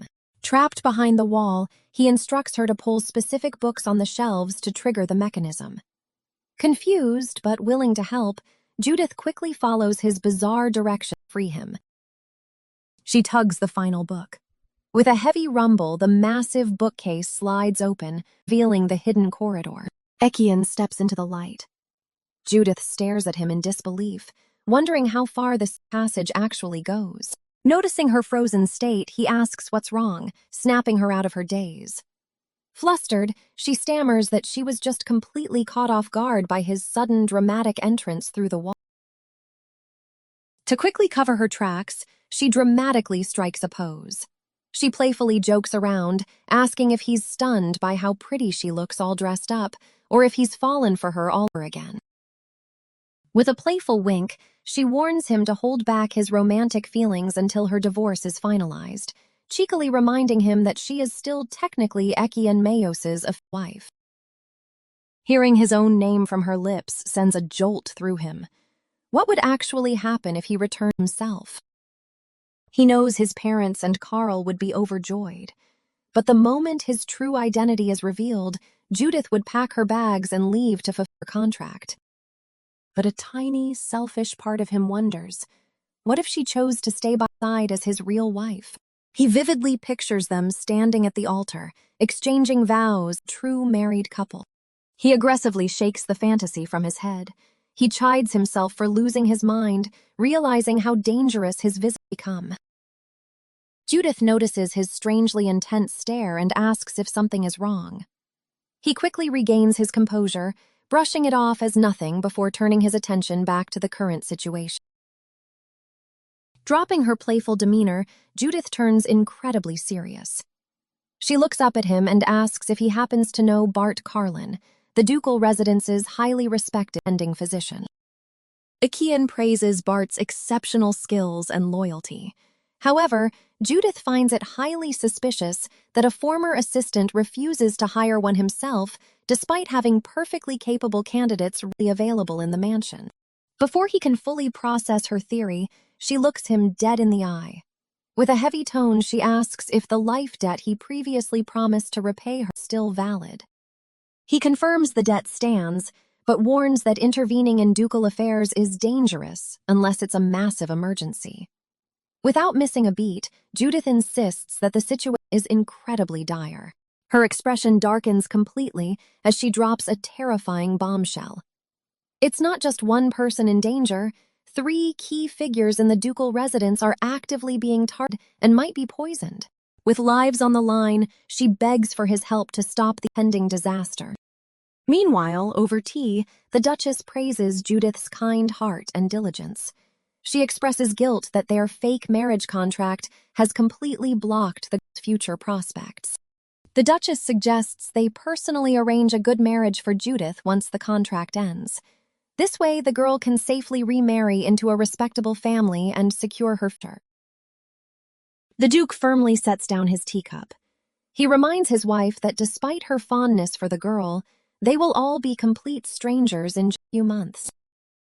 He argues that providing luxury dresses and jewels is enough compensation. The Duchess snaps back, asking if material goods are truly enough for the woman who saved Carl's life. The Duke refuses to act as her parent, warning that Judith might overstep and abuse the Mayos name. The Duchess fiercely defends Carl's character. Sighing in defeat, the Duke tells her to do as she pleases. He makes it clear he still doesn't trust Judith, but he trusts his wife's judgment. The Duchess simply scoffs. She knows her husband too well. If he ends up liking Judith, he'll spoil her relentlessly. Later that afternoon, the Duke sits quietly in his sunlit study, reading official documents. 2 sharp knocks interrupt the silence. From the other side of the heavy doors, Judith announces her presence. She politely asks for a brief moment of his time. Still highly cautious of her intentions, the Duke grants her entry, but strictly warns her that it better be about official business. The heavy doors click shut, leaving Judith alone in the parlor with the stern Duke. Judith casually asks if the Duke is currently drinking Mr. Bart's special tea. He nods warmly, assuring her that as long as she remains in the ducal estate, she will always be treated like true family. The Duke then presses her for the real reason behind her visit. Stealing her nerves, Judith leans in and carefully brings up a lingering, delicate issue regarding her official marriage registration. The Duke braces himself, fully expecting her to demand a divorce or a massive payout. Instead, Judith drops a strategic bombshell, revealing that her birthday recently passed, meaning she was technically a minor when she supposedly got pregnant. Feigning deep concern, she points out that announcing the pregnancy now would imply his missing son compromised a young girl. She questions how this scandalous timeline might tarnish the proud and pristine honor of the duchy. Impressed by her apparent loyalty and foresight, the Duke considers adjusting the official death registration timeline to cover up the scandal. He marvels at how she prioritizes their family's reputation over simply getting the money. But before he can finalize his plan, Judith sharply interrupts him in a panic. A strange metallic scent catches her attention, and with a grave expression, she boldly asks to inspect the freshly poured teacup. A dark realization strikes Judith. The original novel dictates the couple will perish within a year, yet both seem perfectly healthy. She deduces Bart Carlin is already laying the groundwork to poison them. But a glaring mystery remains. Did young Carl survive? Judith remembers the Duchess mentioning Hugh's daily medicine for Carl's severe stomach aches. Armed with a bold hypothesis, she sets her trap. Despite the butler's fierce defense of Bart's unwavering loyalty to the Duke, Judith forces him to comply with her secret investigation. She demands he track the tea schedule, ignoring his blatant suspicions about her motives. Back in the present, she sweats under the immense pressure. If her gamble is wrong, she risks absolutely everything. The Duke narrows his eyes at her audacious request, but reluctantly slides the cup across the table. Judith lifts the delicate porcelain to her face, inhaling the rising steam with intense, calculated concentration. Lowering the cup, Judith firmly orders the Duke to stop drinking immediately. She stares him down and urgently demands that he summon his other attending physician, Mr. Hugh, to the parlor. Confused and slightly insulted by her sudden authority, the Duke demands to know why she is bypassing Bart. He cannot fathom why she would request Hugh for a simple cup of afternoon tea. Spinning a flawless lie about her tragic past, Judith claims she worked as a tutor for an apothecary family to pay off massive debts, developing a sharp nose for herbs. Leaning in, she drops the innocent facade, warning him that his daily tea carries the distinct of a lethal poison. She explains that this specific toxin is untraceable and shows absolutely no symptoms at first, but guarantees a slow, silent death. Stunned by the accusation, the Duke questions if she truly believes his cup is laced. Maintaining her composure, Judith calmly urges him to let Hugh verify her terrifying claim. She insists that when it comes to his own life, it is always better to be absolutely certain than dead. Reading the absolute, unwavering certainty in her eyes, the Duke's skepticism finally crumbles. He turns to his loyal butler, his voice dropping to a dangerous whisper, and orders him to summon Hugh and fetch tea served to his wife. The Duke commands absolute secrecy, sealing the grand doors. Moments later, Hood rushes into the tense parlor, breathless and bewildered, only to find the Duke and Judith glaring ominously at 3 cups lined up on the table. When asked to test the tea, Hugh hesitates, swearing that raw poisons could never bypass the estate's strict security. Judith quickly counters, suggesting that completely benign medicinal herbs might become toxic when mixed together. Though intrigued by her theory, the Duke firmly refuses to seize Bart's medical prescriptions. He states it would be highly disrespectful to openly accuse and investigate his senior physician without concrete proof. The Duke argues that the tea actually cured his wife's severe depression after Ekian vanished, bringing back her energy. He genuinely believes the brew has only provided positive, life-saving effects both of them. Judith immediately strikes back, demanding to know why young Carl suffers daily stomach aches from the very same miracle brew. Backed into a corner, the Duke falters, weakly suggesting it must be a mild allergy. Judith bites her lip, her persuasive arguments running dry. Just as the Duke prepares to dismiss her claims entirely, Houdet gasps in horror. He practically throws himself at the table, realizing a deadly detail. Begging for a moment, Hugh uncorks a glass vial and carefully drops a testing reagent into the amber tea. Instantly, the liquid violently hisses, vomiting a thick, unnatural purple smoke into the stagnant air. Judith's terrifying theory completely aligns. She realizes Bart intended to slowly execute the entire family under the perfect guise of health, ensuring no one would ever suspect the daily medicinal tea was actually a silent murder weapon. But Carl's weak stomach inadvertently saved him. Hugh's daily, desperate remedies for the boy's pain accidentally neutralized the assassin's slow-acting poison, leaving Carl as the sole miraculous survivor of the original novel's tragic plot. Trembling with undeniable dread, Hugh confirms the unthinkable truth. All 3 cups are laced with a lethal compound known as the patient assassin. The Duke stares at the bubbling cup in absolute paralyzing shock. Hugh explains the horrific nature of the poison. It artificially boosts vitality in the early stages, perfectly masking its true intent before slowly and inevitably destroying the victim's body over an agonizing long period of time. The doctor confirms the grim truth. The poison is the cause of young Carl's chronic stomach aches. The Duke's face pales as panic sets in. He demands to know if his grandson is in immediate danger, terrified of losing another family member. Fortunately, the doctor delivers a sliver of hope. The very medicine prescribed for Carl's stomach contains the antidote. He explains it's a rare herb known as the desert dandelion, specifically used to count a notorious toxin. The doctor reveals the toxin is called the patient assassin. He had been unknowingly treating Carl with its only counteragent. A chilling silence falls over the room as the sheer scale of the assassination plot fully sinks in.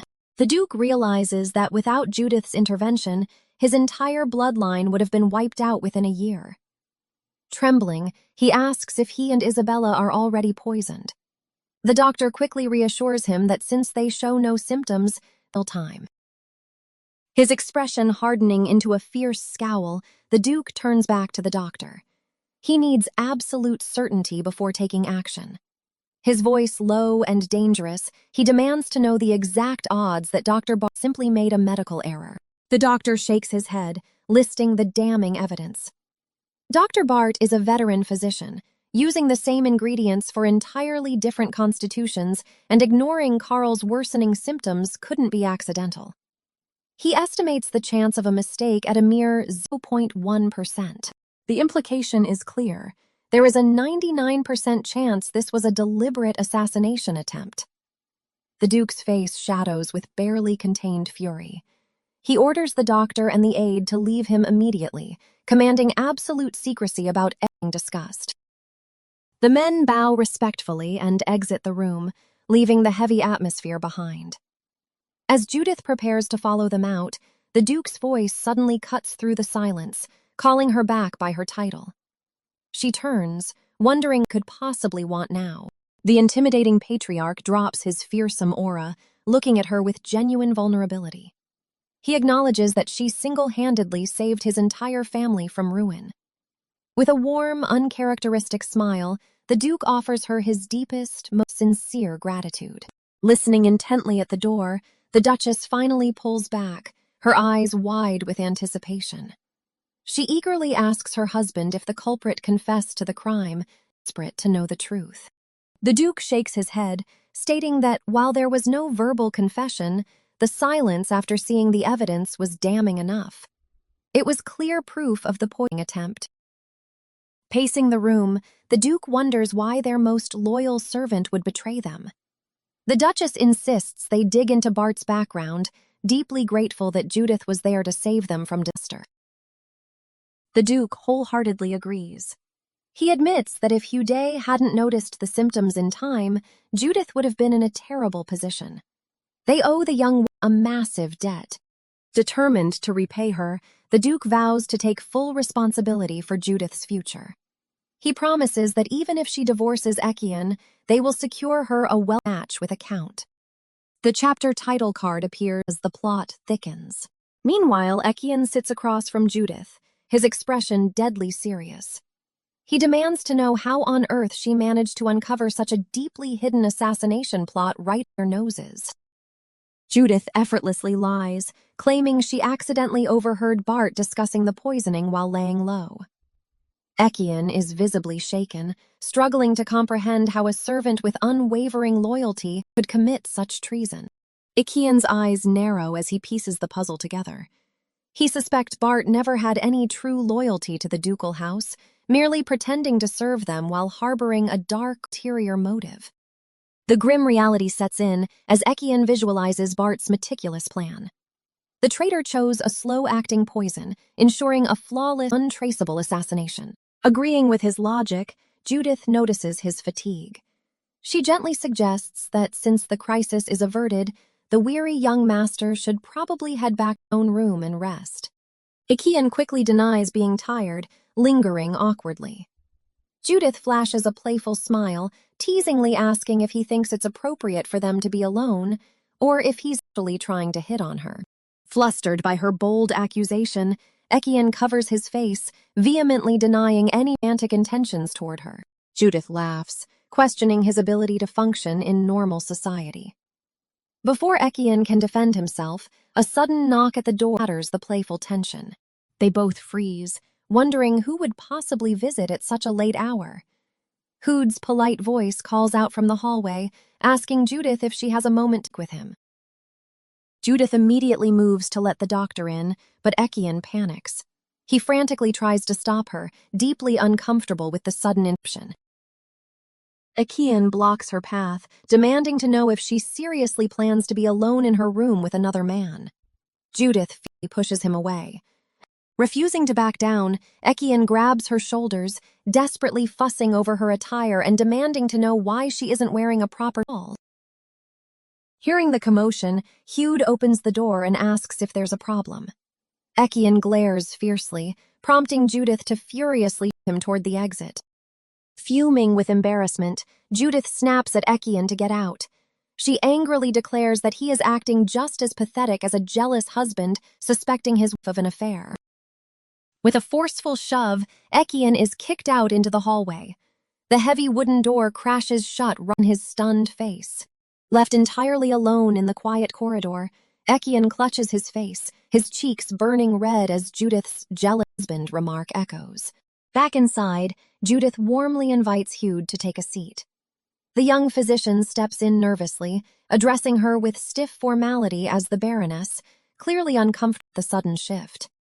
Waving off the strict formalities, Judith insists he just call her by her first name until the marriage is officially registered, preferring a comfortable conversation over empty no titles. She politely offers to have some tea brought in, but Hude respectfully declines. He admits he isn't in the mood, clearly carrying a heavy emotional burden on tense shoulders. Sensing his lingering unease, Judith asks if Bart has finally confessed to the poisoning plot. Hude shakes his head, confirming the stubborn traitor hasn't admitted to anything just yet. Hude looks down, his expression turning incredibly solemn as he reveals his true purpose. He admits he came to see her late at night regarding a deep personal matter. He expresses his profound gratitude to Judith, confessing his immense guilt. As the attending physician, he feels entirely responsible for failing to realize the ducal family was drinking poison. Judith quickly comforts him, urging the doctor not to blame himself. She points out that everyone trusted Bart implicitly, making it impossible for a young physician to question him.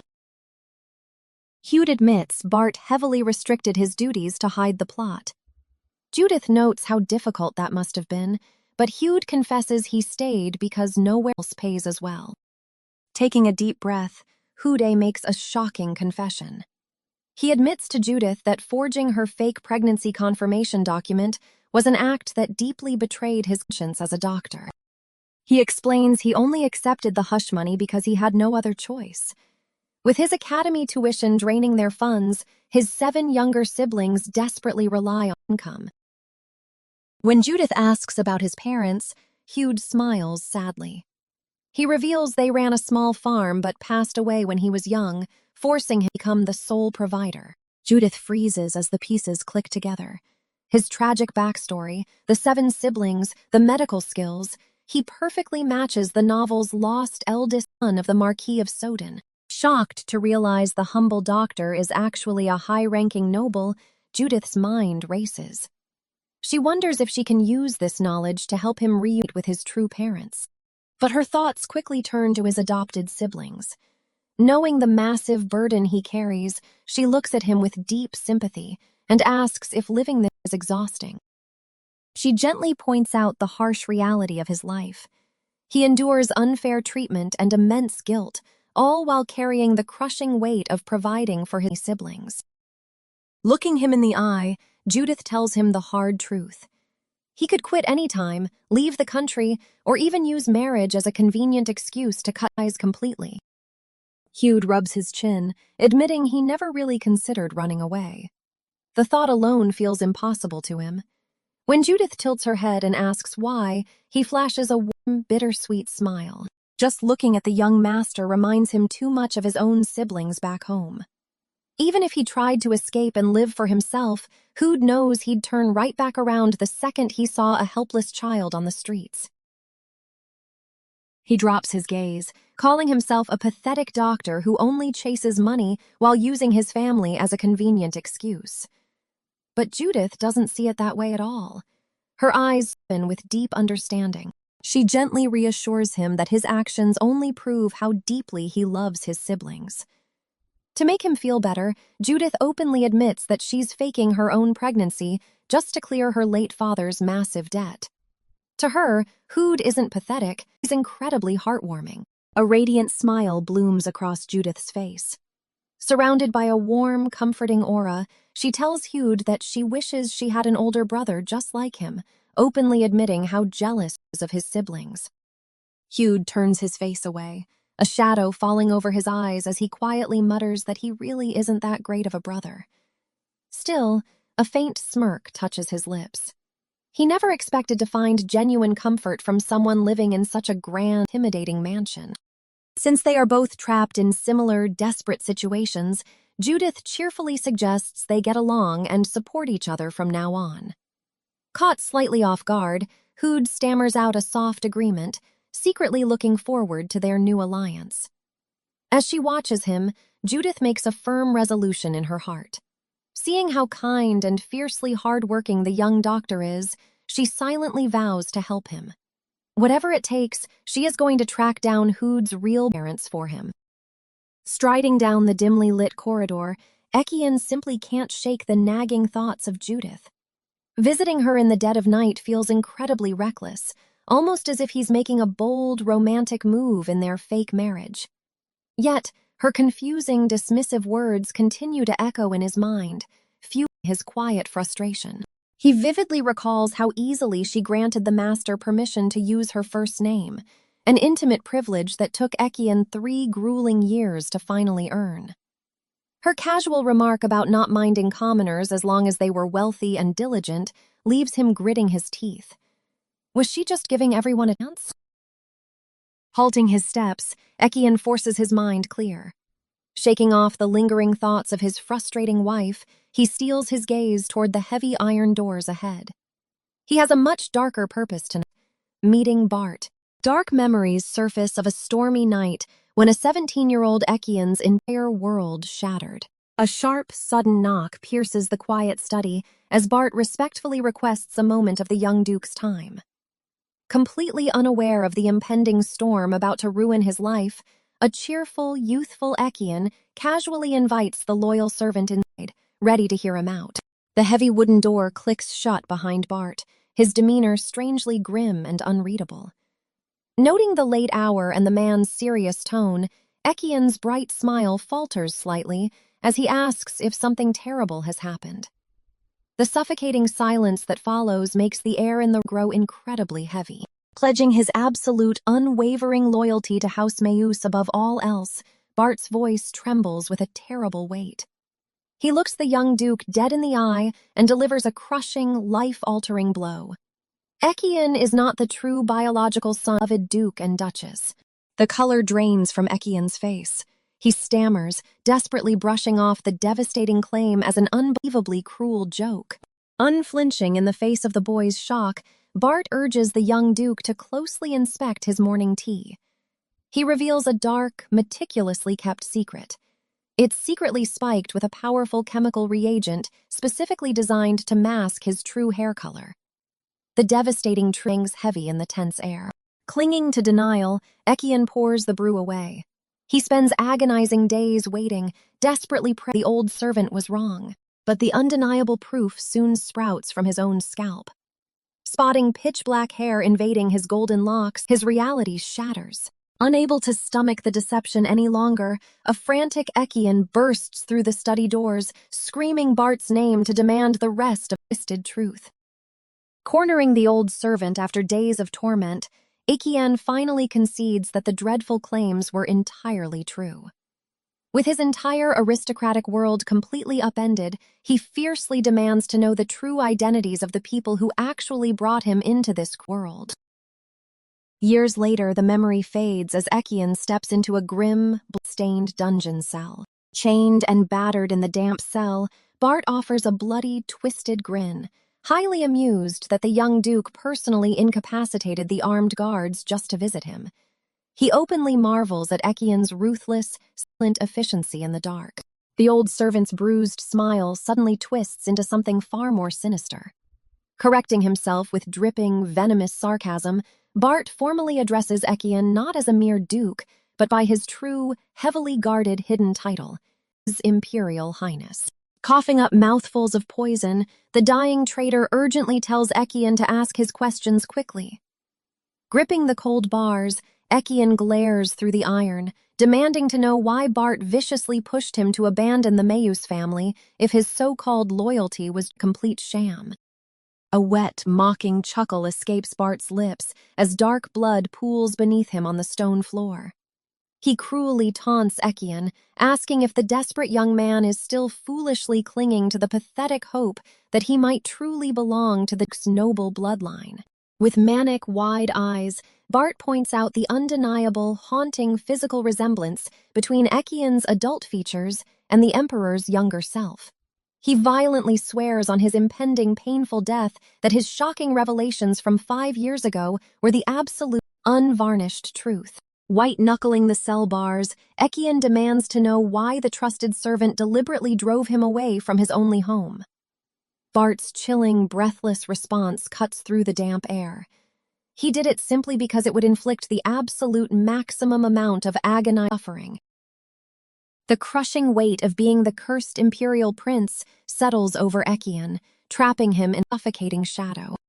Meanwhile, miles away from the dungeon's gloom, warm sunlight floods a lavish estate room. Back at the sunlit estate, the young doctor cheerfully chats with Judith over sweet, expensive desserts. He openly admits that while most assume medical students are wealthy nobles, his enrollment was only made possible thanks to his older siblings' incredibly generous financial support. Now, he proudly uses his hefty salary from the Duke's household to fund the rest of his siblings' education. Judith smiles warmly, genuinely glad that the Mayos estate treats workers so incredibly well. Pouring a glass of rich red wine, he cheerfully praises the estate's endless perks, declaring House Mayus the absolute best. Judith completely agrees, noting that the family's terrible public image is entirely a baseless smear campaign orchestrated by the imperial family. The doctor nervously glances around, warning her that speaking ill of the royals is incredibly dangerous. Undeterred, Judith leans in, recalling a dark rumor from the days when the Duke and struggled to conceive an heir. She reveals how the cruel emperor secretly accessed the Duchess's private medical records, weaponizing her desperation. He maliciously spread the tragic details of her infertility throughout high society just to humiliate House Mayos. The doctor gasps in pure disbelief. Taking a sip of wine, Judith remarks that no one should ever mock another person's deep desperation. While Ekian's birth eventually silenced the cruel gossip, her heart aches for the pain he must have carried growing up. Knowing the twisted truth of the novel, she resolves to track down Ekian's real biological parents. She desperately wants to ask the master for clues, but with the entire household watching her every move, she's completely trapped in a gilded cage. Figuring she has nothing to lose since they're already drinking buddies, Judith leans forward to ask Hude a massive favor. She needs to send a few greeting letters, and Hude immediately agrees to help before she even finishes. Explaining she doesn't trust the estate servants yet, Judith asks him to find a reliable courier. But Hude flashes a warm smile, insisting he'll deliver them personally since he's heading out for antidote ingredients anyway. It's no trouble at all. Touched by his unwavering support, Judith beams with a radiant, genuine smile, thanking him from the bottom of her heart. The dazzling sight catches Hude completely off guard. A deep blush spreads across his cheeks before a loud hiccup escapes him. Judith playfully asks if he's already drunk. Flustered, Hude quickly blames the alcohol for his red face and stammers that he should leave for the night. Promising to return after delivering her letters, he makes a hasty retreat out the door. As the door clicks shut, the adrenaline fades. A sudden wave of dizziness hits Judith, and she collapses onto the plush rugs, sighing how incredibly comfortable it is.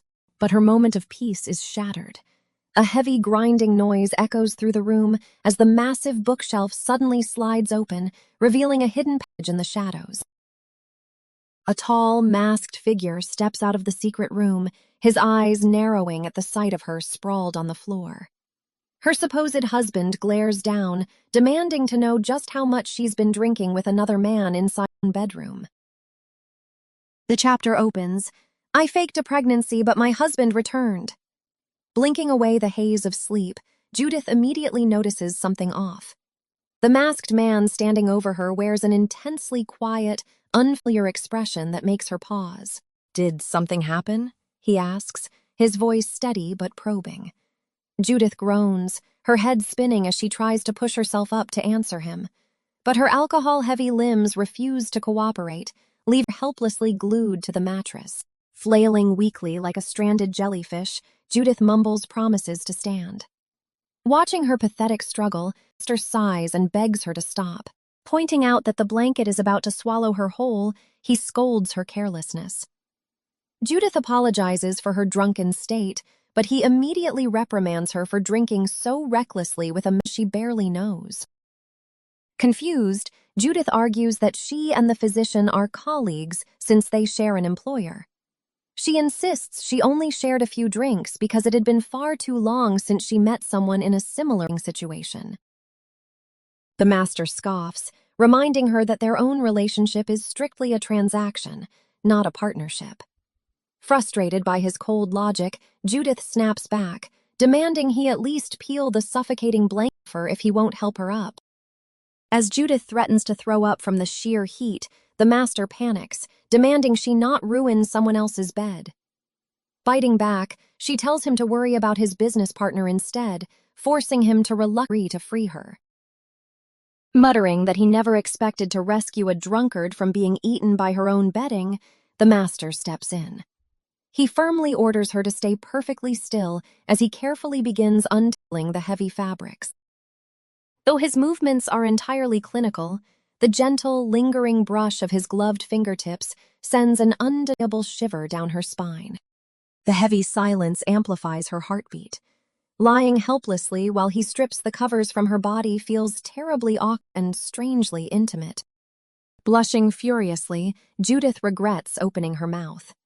The master suddenly breaks the tension, questioning her lack of a shawl before strictly warning her never to trust a man who has been drinking, no matter how well conversation flows.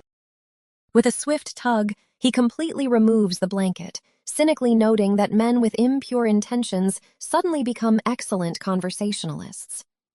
Groaning at his relentless nagging, Judith insists she's an adult, but he points out she barely qualifies. When Judith casually admits this is only her second time drinking, the master loses his composure entirely. He chastises her severe lack of caution, leaving Judith clutching her throbbing head and begging him to stop yelling. Noticing his deeply exasperated expression, Judith softly calls his name. Patting the mattress, she coldly asks if he wants to lie down. The master jumps back as if struck by lightning. Flustered and stammering, he defensively clarifies that he has no improper intentions toward her, frantically accusing her of harboring inappropriate desire for him instead. While he completely loses his cool, Judith calmly stares back. Ignoring his panic, she gently points out that he has been in a terrible mood since he arrived, asking if something is troubling him. Flashing a soft smile, she explains that making eye contact and chatting about trivial things usually helps ease a heavy mind. Since she lacks the strength to move anyway, she offers just listen before he leaves. Surrendering to her gentle logic, the master slowly lies down beside her. Staring up at the shimmering chandelier, his voice drops to a serious whisper, strictly forbidding her from ever drinking with the physician again. When she innocently asks why, he turns his head, warning that her casual invitations to share a bed will cause other men to severely misunderstand her intentions.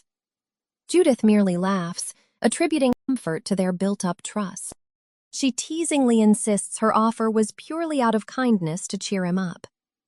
Realizing the absurdity of inviting a contract husband to share a bed that isn't even hers, Judith giggles, suddenly feeling a pang of pity for the absent young duke. Judith stubbornly rationalizes using Derek's bed, declaring she'll just apologize if he ever complains. Beside her, Derek breaks into a soft, genuine laugh at her defensive rambling. Gazing up at her, he remarks on how nice it is to see her smile, leaving Judith completely caught off guard. Recovering her composure, Judith flashes a bright grin, pointing out that even their nonsensical chatter is lifting his spirits. Derek's gaze softens. He admits she might be right, confessing he once believed he'd forgotten how to truly smile. His voice drops to a sincere whisper as he reveals that he unconsciously sought her out, hoping she could bring that warmth back. Judith's breath catches. His unexpected vulnerability hangs in the air, wrapping him in a quiet, delicate tension. Derek praises her wisdom, a gentle smile gracing his lips as the heavy atmosphere finally melts away. Judith keeps her silence. She knows it isn't wisdom that allows her to comfort him, but the familiarity of his isolation. Memories of her past life surface, the quiet, lonely days of sickness and a desperate wish for companionship. She remembers the bitter ache of isolation, recalling how she even envied Hugh's chaotic life just to feel a connection. Seeing Derek trapped in the same lonely abyss she once inhabited, Judith realizes she couldn't bear to send him away after finally making him smile. They spent the night sharing trivial, comforting whispers until Judith drifted off, waking to find a warm blanket left behind. She lets out a long yawn, stretching in the morning light. Suddenly she remembers she completely forgot to interrogate him about the Soden Marquise family, but brushes it off as a prop for another day. Meanwhile, out in the bustling streets of the capital, Hoods off on his morning errands. Navigating the busy market district, he mentally checks off his tasks, clutching the final letter Judith entrusted to him. Reflecting on his stops, Hugh is amazed by how much the townsfolk miss Judith. Her kindness and diligence had clearly left a lasting mark on everyone. Hugh wanders down a quieter street, checking the strange address written on the envelope and scanning the unassuming store for a match. He spots the sign for the Grey Information Guild, bewildered that sweet Judith would have ties to such a seedy establishment. A blush creeps up his neck. If they sell secrets, he wonders if they could sell him the secret winning his crush's heart. Clenching the letter, Hugh steps toward the guild doors, his heart pounding with naive hope for some romantic advice. A voice echoes in the darkness, taunting the cursed imperial prince. It asks a chilling question. Isn't he desperate to know the true identity of his birth mother? The words dig deep, tightening a painful grip on his shattered past. The voice delivers a devastating blow, revealing that he is the forbidden offspring born from the Emperor's heinous act against the very last priestess. The horrifying truth crashes over him, leaving his mind reeling in agonizing shock. A heavy fist slams onto the desk as he grapples with a sudden wave of intense self-loathing. The suffocating feeling of his dark past threatens to drag him under once more. Slumped in his chair, the masked master admits that if he hadn't sought out Judith the previous day, he would have completely lost his mind. Her sudden, bold demand to meet him still lingers in his thoughts. He reflects on how surreal it feels that a mere child had the audacity to demand an audience with him. A warm smile crosses his mind as he realizes he now owes Judith his life twice over. He tries to shake off the confusing, fluttery emotions bubbling in his chest, frustrated she is consuming his every thought. Letting out an exhausted sigh, he leans back, only to be jolted from his reverie by a sudden, sharp knock at the door. A polite voice calls out from behind the heavy doors, announcing a delivery for the master. The masked man freezes instantly, his eyes widening in shock as he immediately recognizes the visitor's tone. His grip tightens as a dangerous smirk plays on his lips. He knows exactly who's standing on the other side. The chapter opens. I faked a pregnancy, but my husband returned. Inside the lavish office, a young man sighs in relief, admitting he feared the strict guards would turn him away. The master coolly replies, rarely grants in-person meetings. Examining the envelope, the master declares that any letter from Judith demands his personal attention, proudly claiming her as a very special client. He watches carefully for the visitor's reaction to his possessive tone. Unfazed, the cheerful young man beams, noting that all the parents sing Judith's praises. His innocent, radiant smile instantly sours the masked master's mood, sparking a flare of quiet jealousy. The master thoroughly scrutinizes the young man, noting his perfect groomed hair and green eyes. He notes the visitor's impeccable noble posture, but it's the guy's unwavering, sunny cheerfulness that completely grates on his nerves. A horrifying thought strikes. What if Judith actually prefers bright, approachable men over shady figures?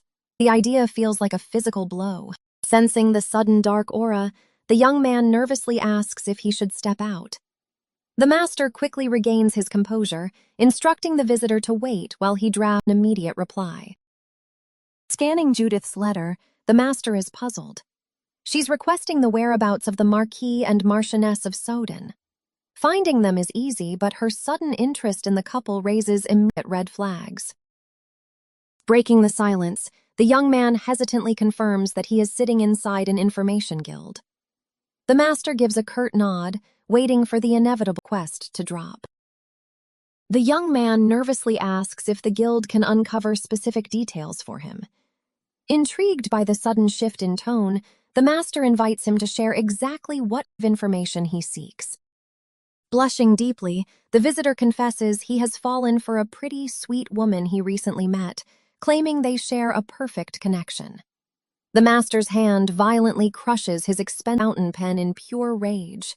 The young man obliviously asks for romantic advice on how to approach her gently. The deafening crack of the master's shattered pen echoes through the room, silencing conversation instantly. Misinterpreting the heavy, murderous silence, the young man awkwardly scratches his cheek, wondering if he had the wrong kind of guild. The visitor finally notices the guild's unsettling atmosphere. Despite his polite facade, the master's massive build and dark aura project terrifying pressure. Realizing the masked man clearly deals in highly confidential, dangerous secrets, the young man feels incredibly foolish for giving up his trivial crush. The visitor quickly waves his hands, apologizing for the silly request. But the master slowly rises from his desk, his voice dangerously low as he offers to reveal if the boy actually has a chance. Eagerly, the young man accepts the offer. The master leans in, casually dropping a terrifyingly accurate detail, pinpointing the exact moment they met at the Duke of Mayus's estate. The boy freezes in shock. Pacing the room, the master effortlessly rattles off the visitor's entire life story. He names him as Hugh Lammas, top academy graduate, and the Duke's attending physician, even noting the recent departure of his assistant. Hugh's jaw drops in pure awe, utterly amazed by the guild's terrifying intelligence-gathering capabilities. Hugh marvels that the guild knows secrets even the Duke's staff are unaware of. The master cuts him off with a chilling glare, bluntly ordering him to give up on the woman he likes entirely. He coldly states that she only views Hugh as a mere colleague. When Hugh stubbornly asks if he can't slowly win her over, the master shoots him down. He simply isn't her type. Desperate, Hugh almost slips Judith's name, asking if a handsome, hard-working man isn't enough for her. The master glares daggers at the boy's blatant self-praise, struggling to keep his temper in check. Coughing awkwardly, Hugh tries to backtrack. The master steps closer, lowering his voice to a dangerous whisper. He reminds the young doctor of one glaring, undeniable obstacle standing in his way. He points out that Hugh's current precarious situation makes romance impossible. Hugh sighs, admitting he knows the risks, which is exactly why he has to take things slow and steady. The master mercilessly crushes that hope, firmly declaring that taking it slow won't change the undeniable fact that Hugh is just not her type at all. Offended, Hugh defensively protests. He openly admits he lacks dating experience, but confidently argues that, objectively speaking, he is still quite a handsome catch. Hugh boasts that women constantly praise his looks, making the master's blood boil even hotter. To shut him down, the master cruelly states that noble women only have eyes for other high-ranking nobles. He ruthlessly insists that without at least the title of a count, she will never see Hugh as a man. Unconvinced, Hugh quietly mutters that the woman he loves doesn't seem to care about status at all. The masked man presses his point, reminding the young knight that he has seen plenty of shallow noblewomen during his time at the academy. The man's gaze drops as the harsh reality sinks in for him to quietly agree. With the consultation wrapped up, the masked man hands over a sealed letter, smoothly excusing himself to attend to Judith's urgent request. The knight carefully accepts it, promising to ensure reply is safely delivered. Before they part ways, the knight hesitates, asking what fee he owes for such valuable information. The masked man simply raises a gloved hand, immediately dismissing the very idea of payment.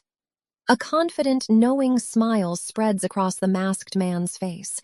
He casually waives the debt as a courtesy to one of Judith's colleagues, boldly bragging that the two of them are a very special relationship. Steaming cups of medicinal tea elegantly served on the table. Hugh carefully explains that the medicinal herbs will take quite some time to completely detoxify the body, since the deadly poison has built up over years. However, drinking it religiously morning and night will cure the Duke. The Duke gratefully praises saving skill. Hugh humbly deflects the high praise, crediting Judith for boldly acting on her sharp suspicions instead of just letting them pass by. The Duchess proudly agrees with his honest assessment. Having delivered his medical advice, Houdet respectfully bows to the Duke and Duchess, turning on his heel to quietly take his leave from the grand room. Watching him walk away down the hall, the Duchess crosses her arms deep in thought. She firmly resolves that she cannot simply send Judith anywhere just because it is a remarriage. She decides she must take her time and find a highly respectable and wealthy family, at least among the counts, for her beloved daughter-in-law. Pausing outside the heavy doors, Hugh leans against the wall, clutching his chest as a wave of doubt washes over him. He questions if he is being far too greedy. He knows Judith could live in a grand mansion comfortably forever, wondering if a marriage to a mere commoner like him is even remotely possible. He realizes he was completely deluded into thinking they had a special connection just because she smiled at him. The masked man's harsh, mocking words suddenly echo in his mind, violently reminding him of his lowly place in the noble society.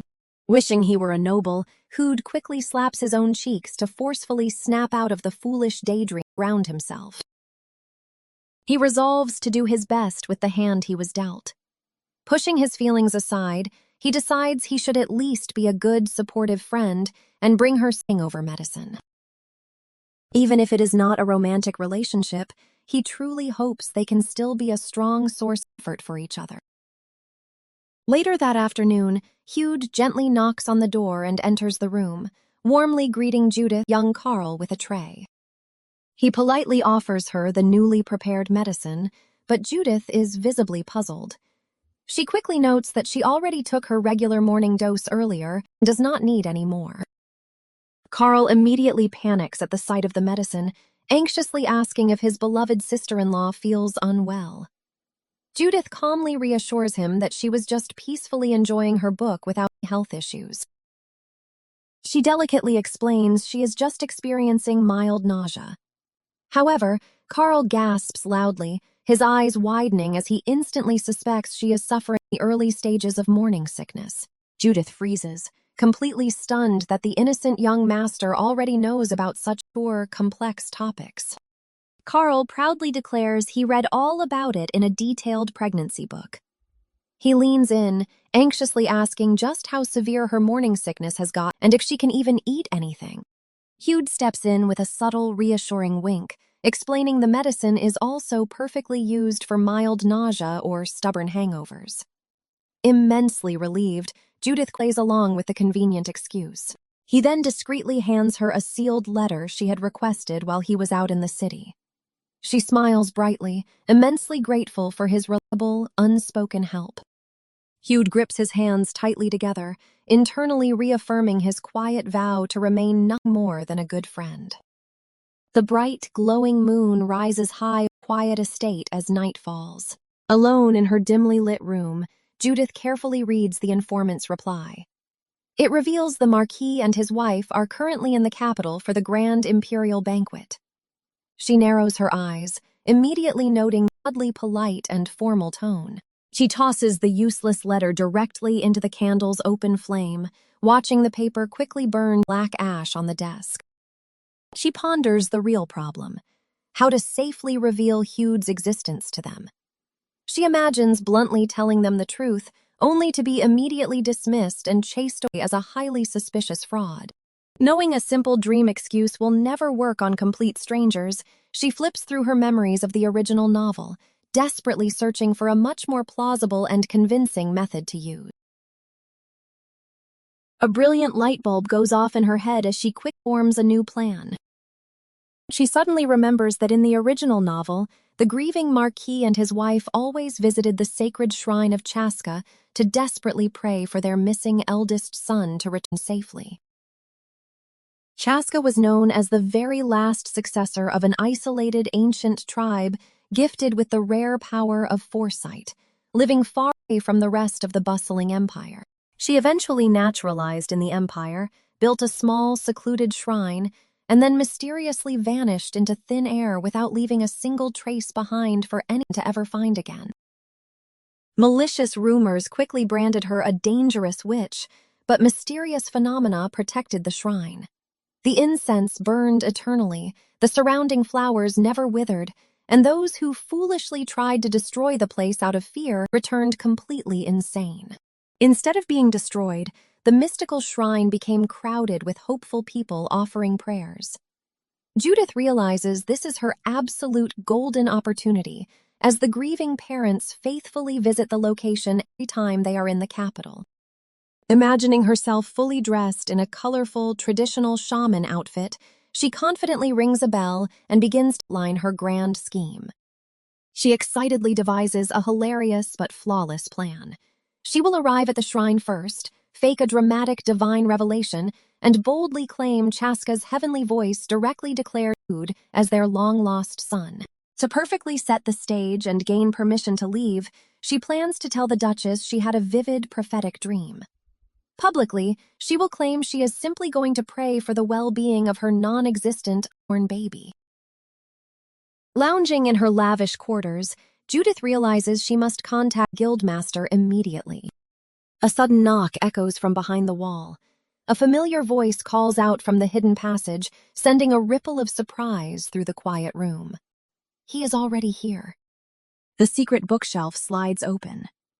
Judith frowns, annoyed that he is casually using the hidden passage instead of writing. Pushing aside her irritation, Judith asks if he received her letter. The masked man steps fully into the light, casually confirming the message before asking why she summoned in such a hurry. Flashing a charming, carefree smile, he playfully scolds her for being so strictly professional.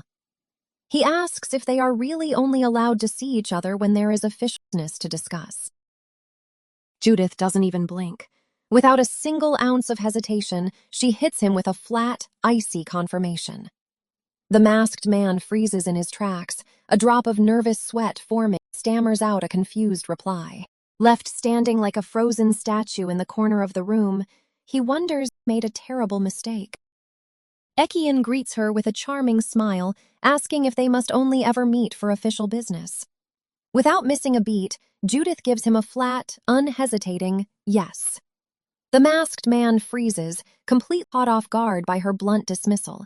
The chapter opens. I faked a pregnancy, but my husband returned.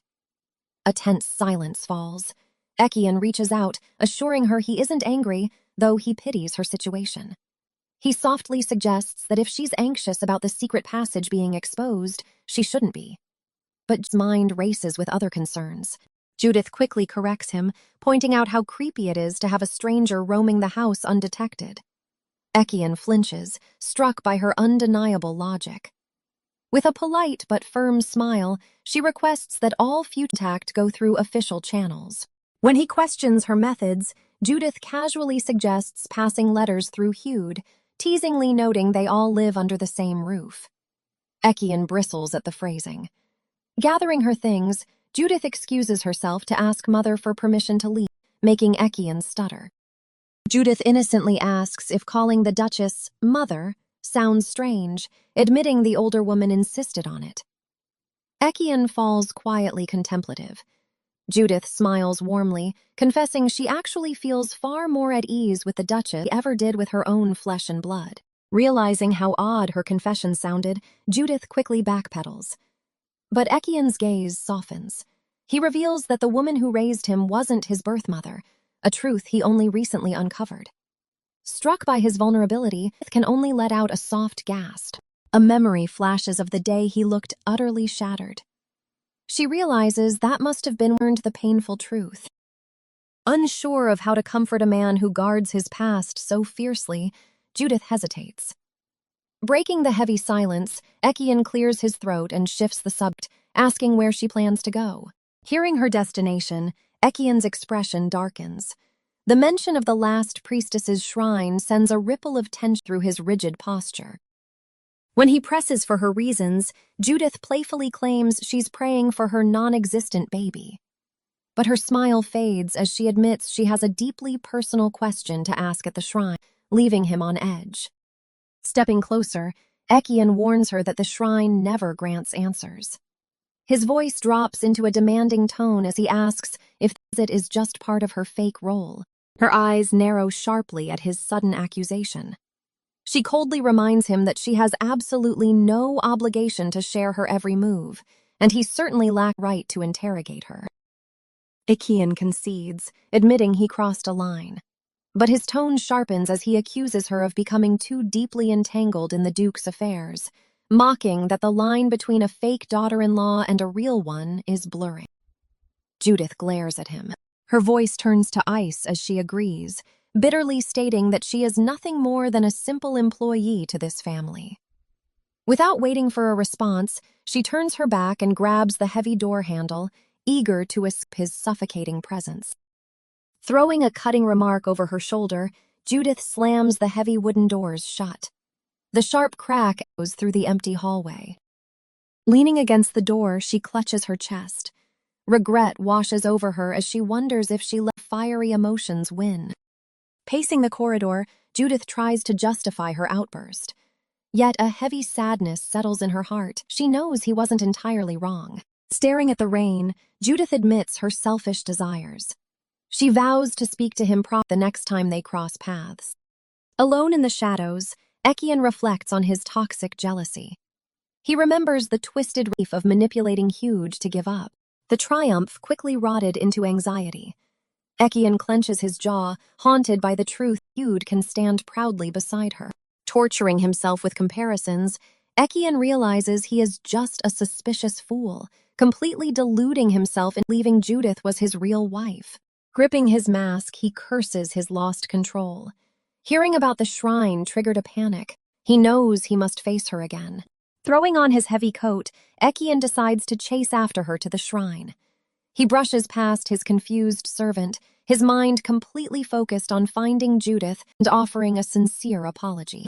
Stepping into the pouring rain, he heads toward a place he once swore to avoid. Standing in the pouring rain, Judith's husband watches from a distance, sensing fate at play.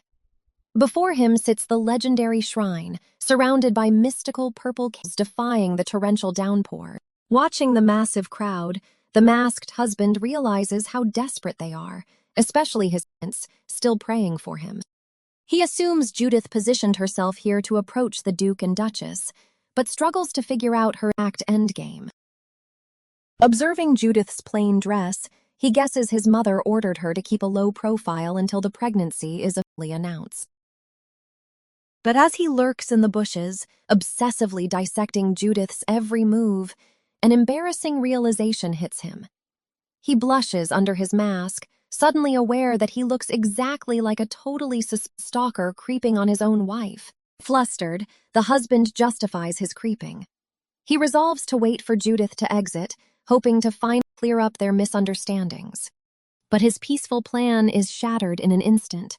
A deafening crack echoes through the air as a massive bolt of lightning strikes the shrine. Plumes of smoke rise from the steps, and the crowd gasps in horror. For the first time in history, the shrine's mystical candles are completely snuffed out. Sickening dread washes over the husband. If the rumors of the priestess's curse are true, Judith is in grave danger inside. Abandoning his umbrella, the husband bursts into a sprint. Heart hammering against his ribs, he tears through the rain, terrified that his cursed existence has put Judith in the crosshairs. Splashing through muddy puddles, his face twists in pure desperation. He grits his teeth, mentally screaming at the forces working against him. No matter how much they despise him, they shouldn't have drawn Judith into this.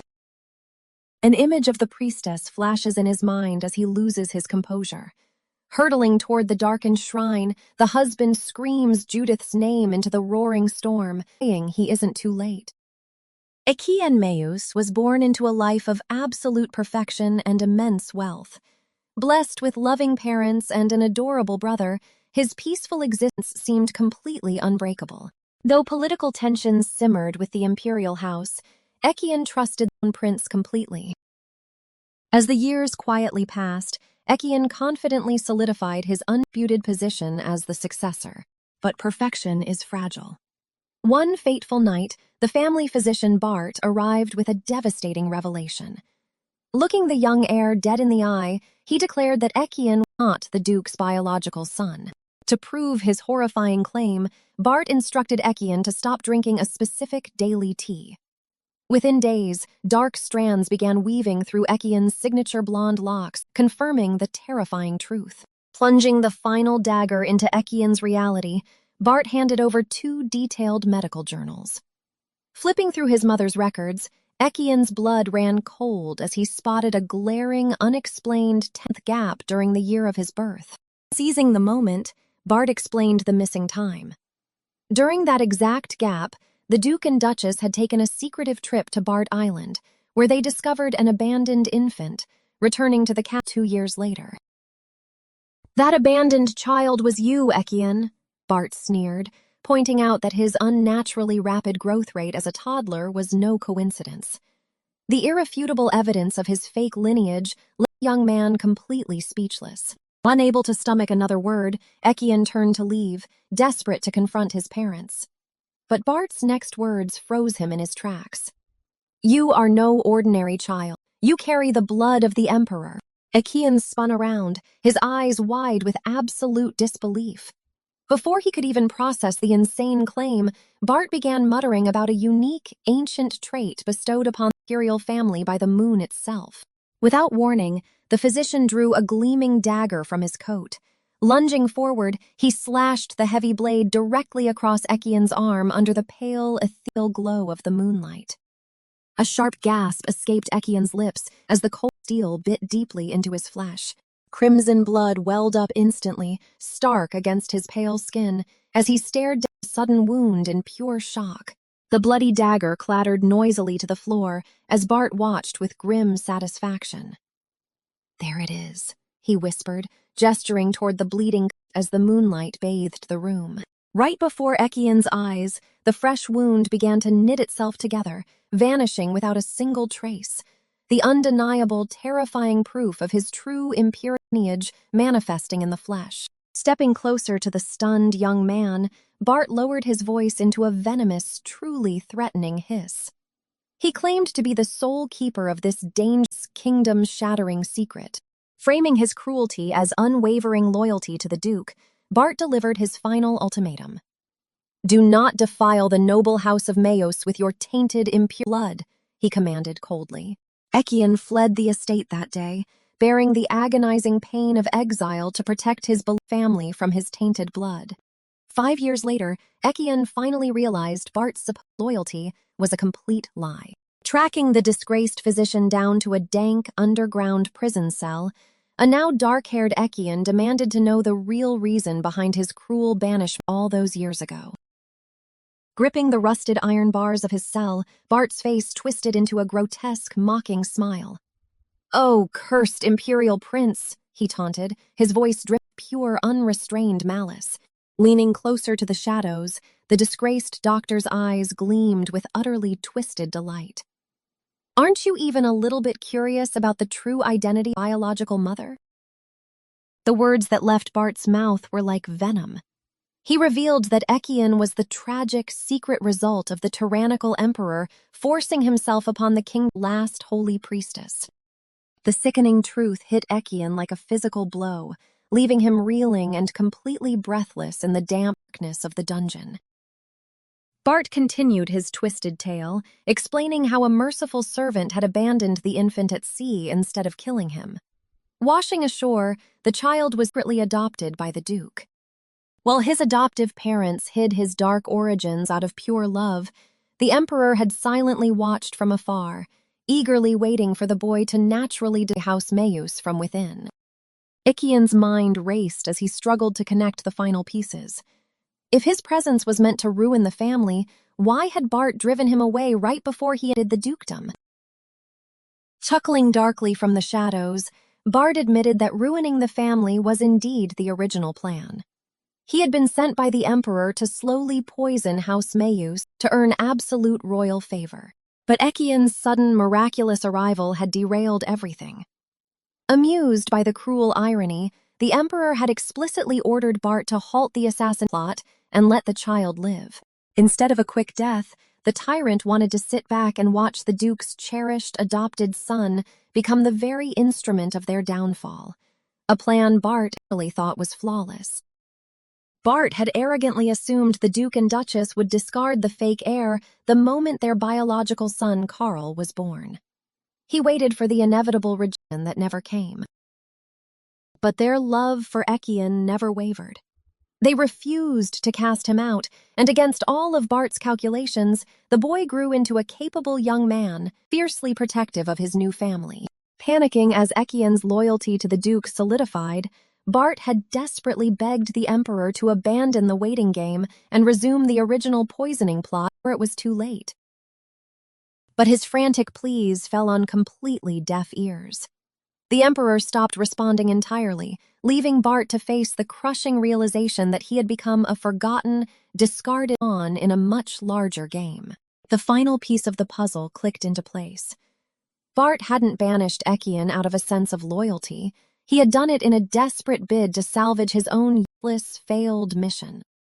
Looking at the hardened man before him, Bart chuckled darkly. He correctly guessed that Ekian had finally secured the Emperor's twisted trust, fully stepping into his dark destiny as the weapon to destroy House Mayus. The Duke's gaze darkened as he mused over the sudden disappearance of his supposed family. A chilling smirk played on his lips. To him, this twisted turn of events was nothing short of an entertaining story, unfolding exactly as he pleased. Stepping into the pouring rain, Judith smiled under her umbrella. Everything was falling into place. The storm had thinned the crowds, allowing her to perfectly time her encounter with the Marquis and his wife. The stage was set. Her plan was simple but bold. She would claim she received a divine revelation upon leaving the shrine. Knowing the couple's deep devotion, Judith was certain they would swallow the lie without a thought. A flicker of doubt crossed Judith's mind as she approached the shrine. Using the priestess's name was a dangerous gamble. But she quickly steeled herself. Her intentions were pure, and surely the divine would understand her desperate lie. Pushing the heavy wooden door open, she brushed off her lingering fears. After all, what was a little divine retribution compared to the suffocating terror of a mountain of debt? She had survived worse. The abandoned shrine was breathtakingly pristine, illuminated by mysterious, eternal, flickering candles. Just as Judith marveled at the mystical atmosphere, a sudden, violent draft swept through the hall. In an instant, the legendary eternal flames were completely extinguished. Plunged into sudden darkness, panic seized her. Had her reckless lies already angered the heavens? Dropping flat onto the cold floor, Judith frantically begged for mercy. She desperately apologized to the priestess, terrified that her blasphemous scheme brought down divine wrath. She pleaded her case to the empty room, promising her intentions were good. But as the wind howled violently outside, trapping her within the dark walls, chilling realization set in. A mysterious voice suddenly echoed through the shadows, welcoming her. Judith froze, her blood running completely cold. A radiant light pierced the gloom as a pair of ethereal feet gracefully descended before her. A figure materialized, calling out Judith's full name. Staring up in absolute awe, Judith trembled as the majestic, glowing woman hovered directly above her. How did this divine entity know her identity? The true trial was only just beginning. The air shimmered with an otherworldly light as a breathtaking woman materialized before Judith. "We finally meet," the ethereal figure whispered, her voice echoing like a distant, forgotten memory. Judith immediately sank to her knees on the floor, her heart racing uncontrollably as the apparition called out her full name. Staring up at the glowing, impossible figure, Judith stammered, desperately asking how this stranger could possibly know her. The woman's divine aura and ancient flowing dress left Judith trembling, wondering if she had accidentally summoned a terrifying spirit far beyond her mortal understanding. The radiant woman smiled gently, revealing she was no longer among the living. She introduced herself as a powerful priestess of time, her spirit forever bound to the mortal realm's tangled threads. The shocking revelation struck Judith like a bolt of lightning, freezing her in place. Realizing she stood before a genuine ghost, Judith collapsed into a deep bow, panicking that she borrowed her sacred name. Trembling with fear, Judith quickly apologized, explaining she only used her future knowledge to help the desperate. To her surprise, the priestess's eyes softened with profound warmth. She didn't mind the borrowed name at all, offering a gentle reassurance that put Judith at ease. The spirit leaned in, dropping a massive bombshell that left Judith completely speechless. The only reason Judith knew the future wasn't some random miracle or stroke of luck, it was entirely the priestess's doing. But the truth behind her divine intervention, a deeply dark history. A heavy shadow of sorrow crossed the spirit's beautiful face as she confessed her greatest sin. She had given birth to a son from a cursed, unwanted union. Blinded by burning hatred, she doomed her own newborn, paying the ultimate price by becoming a wandering ghost. Regret washed over her almost immediately. Despite her resentment, the innocent child was merely a victim, leaving her in remorse. Desperate to undo her horrific mistake, the priestess peered into the boy's destiny. Even after destroying his fate with her own hands, she selfishly prayed he would somehow find happiness. But the bleak visions that followed quickly shattered her last lingering hopes for his future. The future showed only a brutal, despairing death for her innocent son. Heartbroken, the priestess wandered through the violent storms of time, searching endlessly for a savior. Her desperate, agonizing journey finally led her straight to Judith, arriving at her absolute lowest moment.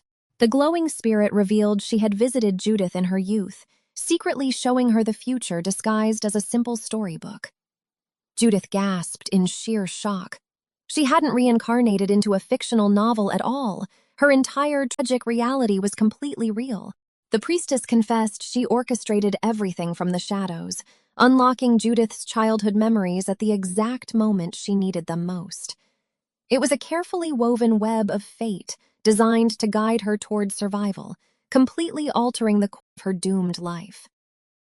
Overwhelmed with intense gratitude, Judith bowed her head low to the floor.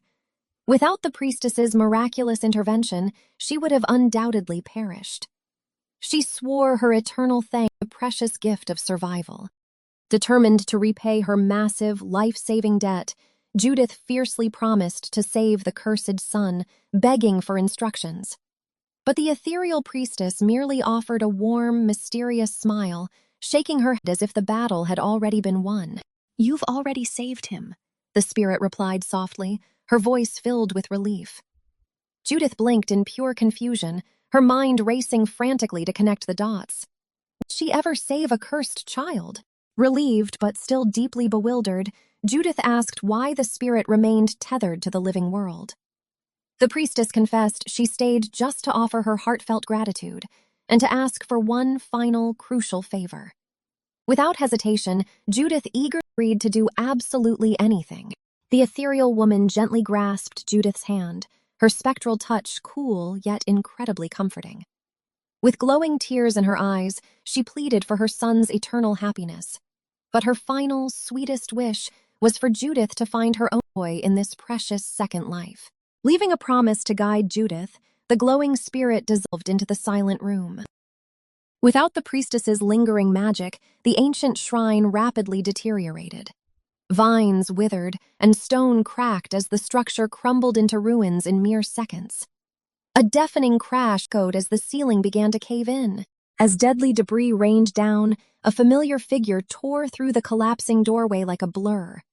With a desperate shout of her name, the man tackled Judith to the ground, shielding her from the stones.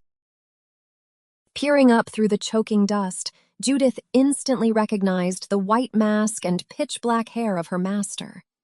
But the frantic, unmasked voice that had just screamed her name belonged to someone entirely different.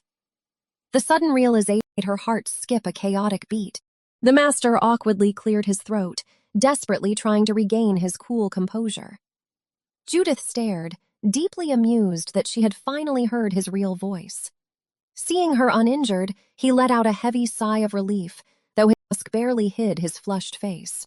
When Judith innocently asked why he was even there, the master froze completely. He stammered, frantically searching for an excuse, caught completely off guard by her direct question amid falling rubble. A smooth, teasing voice interrupted them as the Marquis and Marchioness of Soden stepped through the dust. The Marquis laughed, revealing that the master had been watching Judith like a hawk, sprinting to her rescue the very second danger struck. Judith's eyes widened in shock. Warning that the ancient shrine was about to completely cave in, the Marquis urged them to flee immediately.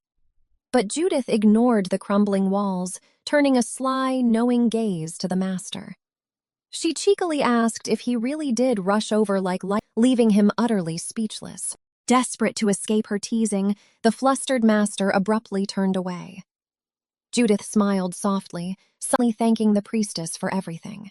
Though she still didn't know the identity of the cursed son, she felt a strange sense of hope. The master called out to her once more, dragging her into the light just as the ruins collapsed. Derek clenches his fist, silently vowing to ensure his brother's happiness once he finds him. Judith playfully teases him for worrying so much. Derek casually tells her to stay put as he reaches for the ornate handle, completely unaware of what awaits on the other side. Pushing the heavy doors open, Derek adds a quiet promise to himself. He'll find his own happiness, too. In a flash, the scenery shifts, transporting them to a dense, unfamiliar forest. The group lands amid floating tree and ruined stone paths. The Viscount chuckles at the sudden teleportation. Assuming Derek is a devoted boyfriend protecting his fragile lady, he praises the young man. Judith hastily waves her hands, clarifying that the mask is definitely not her lover. The older man laughs, assuming it's a tragic case of unrequited love. He urges Judith to accept the feelings of a man willing to brave such danger, but Judith casually drops a bombshell. She is already a married woman. Stunned silence falls over the couple. Judith cheerfully repeats that she indeed has a husband, leaving the Viscount stammering as he points a trembling finger at the imposing masked Derek. The couple immediately ducks their heads together, whispering furiously. Taking one look at Derek's obscured face and dark attire, they naturally assume he is a scandalous secret affair she's actively hiding from her actual husband. Ignoring their wild theories, Judith steps forward with a polite smile. She asks the couple for a brief moment of their time, deciding it's finally the right moment to properly introduce herself to the bewildered nobles. Placing a hand on her chest, she formally introduces herself as Judith Mayes. The heavy weight of the Duke's family name hangs in the air, freezing the older couple right in their tracks. The Viscount's cane slips from his grasp, hitting the grass with a dull thud as his eyes widen in absolute terror. Trembling in the shadow of the infamous family, the Viscount stammers out a desperate question, asking if she has officially registered the marriage. Judith simply beams back at him, the picture of a perfect, untouchable duchess. The young couple stared in absolute disbelief, tentatively asking if Judith was truly the one who had just rushed a marriage registration. With a serene, unwavering smile, she confirmed their sins without a hint of hesitation. Cradling her stomach, she explained she had come to the shrine to pray for her unborn baby's health and her husband's safe return. The young lord could only marvel at the incredibly unexpected encounter. Still skeptical, the young lord pressed further. For a woman with no official marriage announcement to casually reveal a pregnancy and demand a private audience, he assumed she had a matter of grave importance to discuss. Judith's expression darkened as she nodded. Leaning in, she dropped a bombshell. Just moments before the shrine collapsed into ruin, she had heard the final, desperate word of the high priestess. The priestess had claimed that the missing eldest son of Marquis Soden was currently residing at the Mayus Duchy. The young lord recoiled in pure shock, his wife gasping as they desperately wanted to know if it was true. Though Judith admitted she only heard the voice and nothing was officially confirmed, she gently urged them to investigate the priestess's dying message. The ruins of the shrine seemed to echo the of her claim. Tears streamed down the young woman's face as she begged to rush to the Duke's estate immediately, praying her child was there. Her husband quickly caught her arm, gently reminding her that arriving unannounced was terribly rude. Reality sank in, and the grieving mother lowered her head, realizing her frantic rush had momentarily clouded her judgment. Seizing the perfect opening, Judith extended a graceful hand. She offered to bring them to the Duke's estate personally, assuring them that arriving as her official guests would bypass any accusations of rudeness. The young lord's eyes widened with profound gratitude. He immediately accepted her offer, bowing deeply alongside his wife and vowing that the Soden family would never forget the young duchess's incredible consideration. But just as the grateful couple prepared to depart, a chilling voice cut through the tender moment. The master, narrowing his eyes behind his mask, commanded Judith to stop, thoroughly convinced by her performance. He leaned in, questioning if the priestess truly spent her final, agonizing moments solely to help strangers find their missing son. The young lord instantly bricked the master's highly dismissive tone. Insulted by the word just, the lord snapped that a parent worries about their child until their dying breath. A sly grin spread across the master's face as he loudly agreed, baiting the trap perfectly. Utterly bewildered by the masked man's erratic behavior, the couple quickly excused themselves, leaving Judith to deal with supposed husband. Once they were out of earshot, the master dropped his playful act. Frustrated by her sudden interference, he glared down at Judith, demanding to know what she was behind his back. Unfazed by his intense glare, Judith casually mentioned that the last priestess actually had a biological son of her own. The master flinched, genuinely caught off guard by her deep network of information. Realizing she held the exact missing puzzle piece he desperately needed, the master's composure shattered.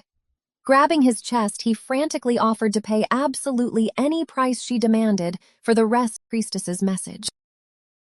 Judith watched him carefully. Seeing the normally calculated master this incredibly anxious over a single piece of intel was entirely unprecedented. She wondered if this secret carried an astronomically high price tag. Though she no longer needed money, curiosity was thoroughly piqued. Deciding to throw him a bone, she admitted that the priestess did leave one final message regarding her own son. The master's eyes lit up with predatory ease, hanging on her every word. But just as quickly she pulled back, teasing that he wasn't directly involved in the matter. Instead of selling the intel, she slyly invited him to accompany her back to the Duke's estate. Stunned by the sudden pivot, the master stammered in confusion. Flashing a brilliant, victorious smile, Judith assured him that if he simply followed her lead, the answers he sought would inevitably reveal themselves. Catching on to her bold manipulation, the master let out a defeated sigh. Acknowledging that she held all the winning cards, he politely thanked her and agreed to play along with the elaborate scheme. With their pact sealed, the duo approached the grand carriage waiting in the courtyard. Inside the swaying carriage, Judith's mind drifted to a warm, distant memory of her brother. She remembered his bright eyes discussing art, and the pure joy on his face when presented with his favorite sweet bunny pudding. The sweet echo of her brother's laughter faded into the quiet carriage interior. Sitting across from the master, riding the exact carriage she once shared with Carl, brought a bittersweet, lingering comfort to her heart. Breaking the silence, Judith mused that the Duchess likely knew about their information trades. Framing his sudden visit as a simple repayment of a guild favor would easily smooth over any lingering suspicions. The master stared out the window, quietly asking if his abrupt interference earlier had startled her. With a gentle smile, Judith admitted she was surprised, but trusted he had valid reason for stepping in. Judith lowered her gaze, formally apologizing to the master. She confessed that while he was merely stating facts earlier, the word fake had struck a deep, painful nerve, causing her to lash out defensively. Surprised by her humility, the master's hardened expression softened into a genuine smile. He chuckled, admitting he had actually entered the carriage intending to apologize himself, proving that great minds truly did think alike. She brushed off his apology, stating that her greatest survival skill was simply accepting and understanding situations as they came. She held absolutely no resentment for him for the minor clash. Staring into her teacup, Judith finally opened up about her dark past. She revealed that she never had a normal family. Her mother had been hopelessly in love with a lowly servant in her maiden home. A grim flashback showed a young, neglected Judith watching her mother embrace another man, completely ignored in her own home. Her voice barely above a whisper, Judith confessed that accepting her mother's affair was simply less painful than fighting for love. That childhood trauma had permanently ingrained her tendency to blindly accept whatever people to her. The husband's voice softens, acknowledging the severe hardship she faced. He notes that the late Baron Aylin was far from a model father. Judith's gaze drops as the heavy weight of her past briefly catches up to her. Forcing a bright smile, Judith waves away his concern. She insists that it's all in the past and perfectly fine now. Her husband's next words catch her off guard, gently praising her for growing up so well. Judith flinches, her hand twitching. His unexpected warmth pierces through her carefully constructed defenses, leaving a stunned silence between them.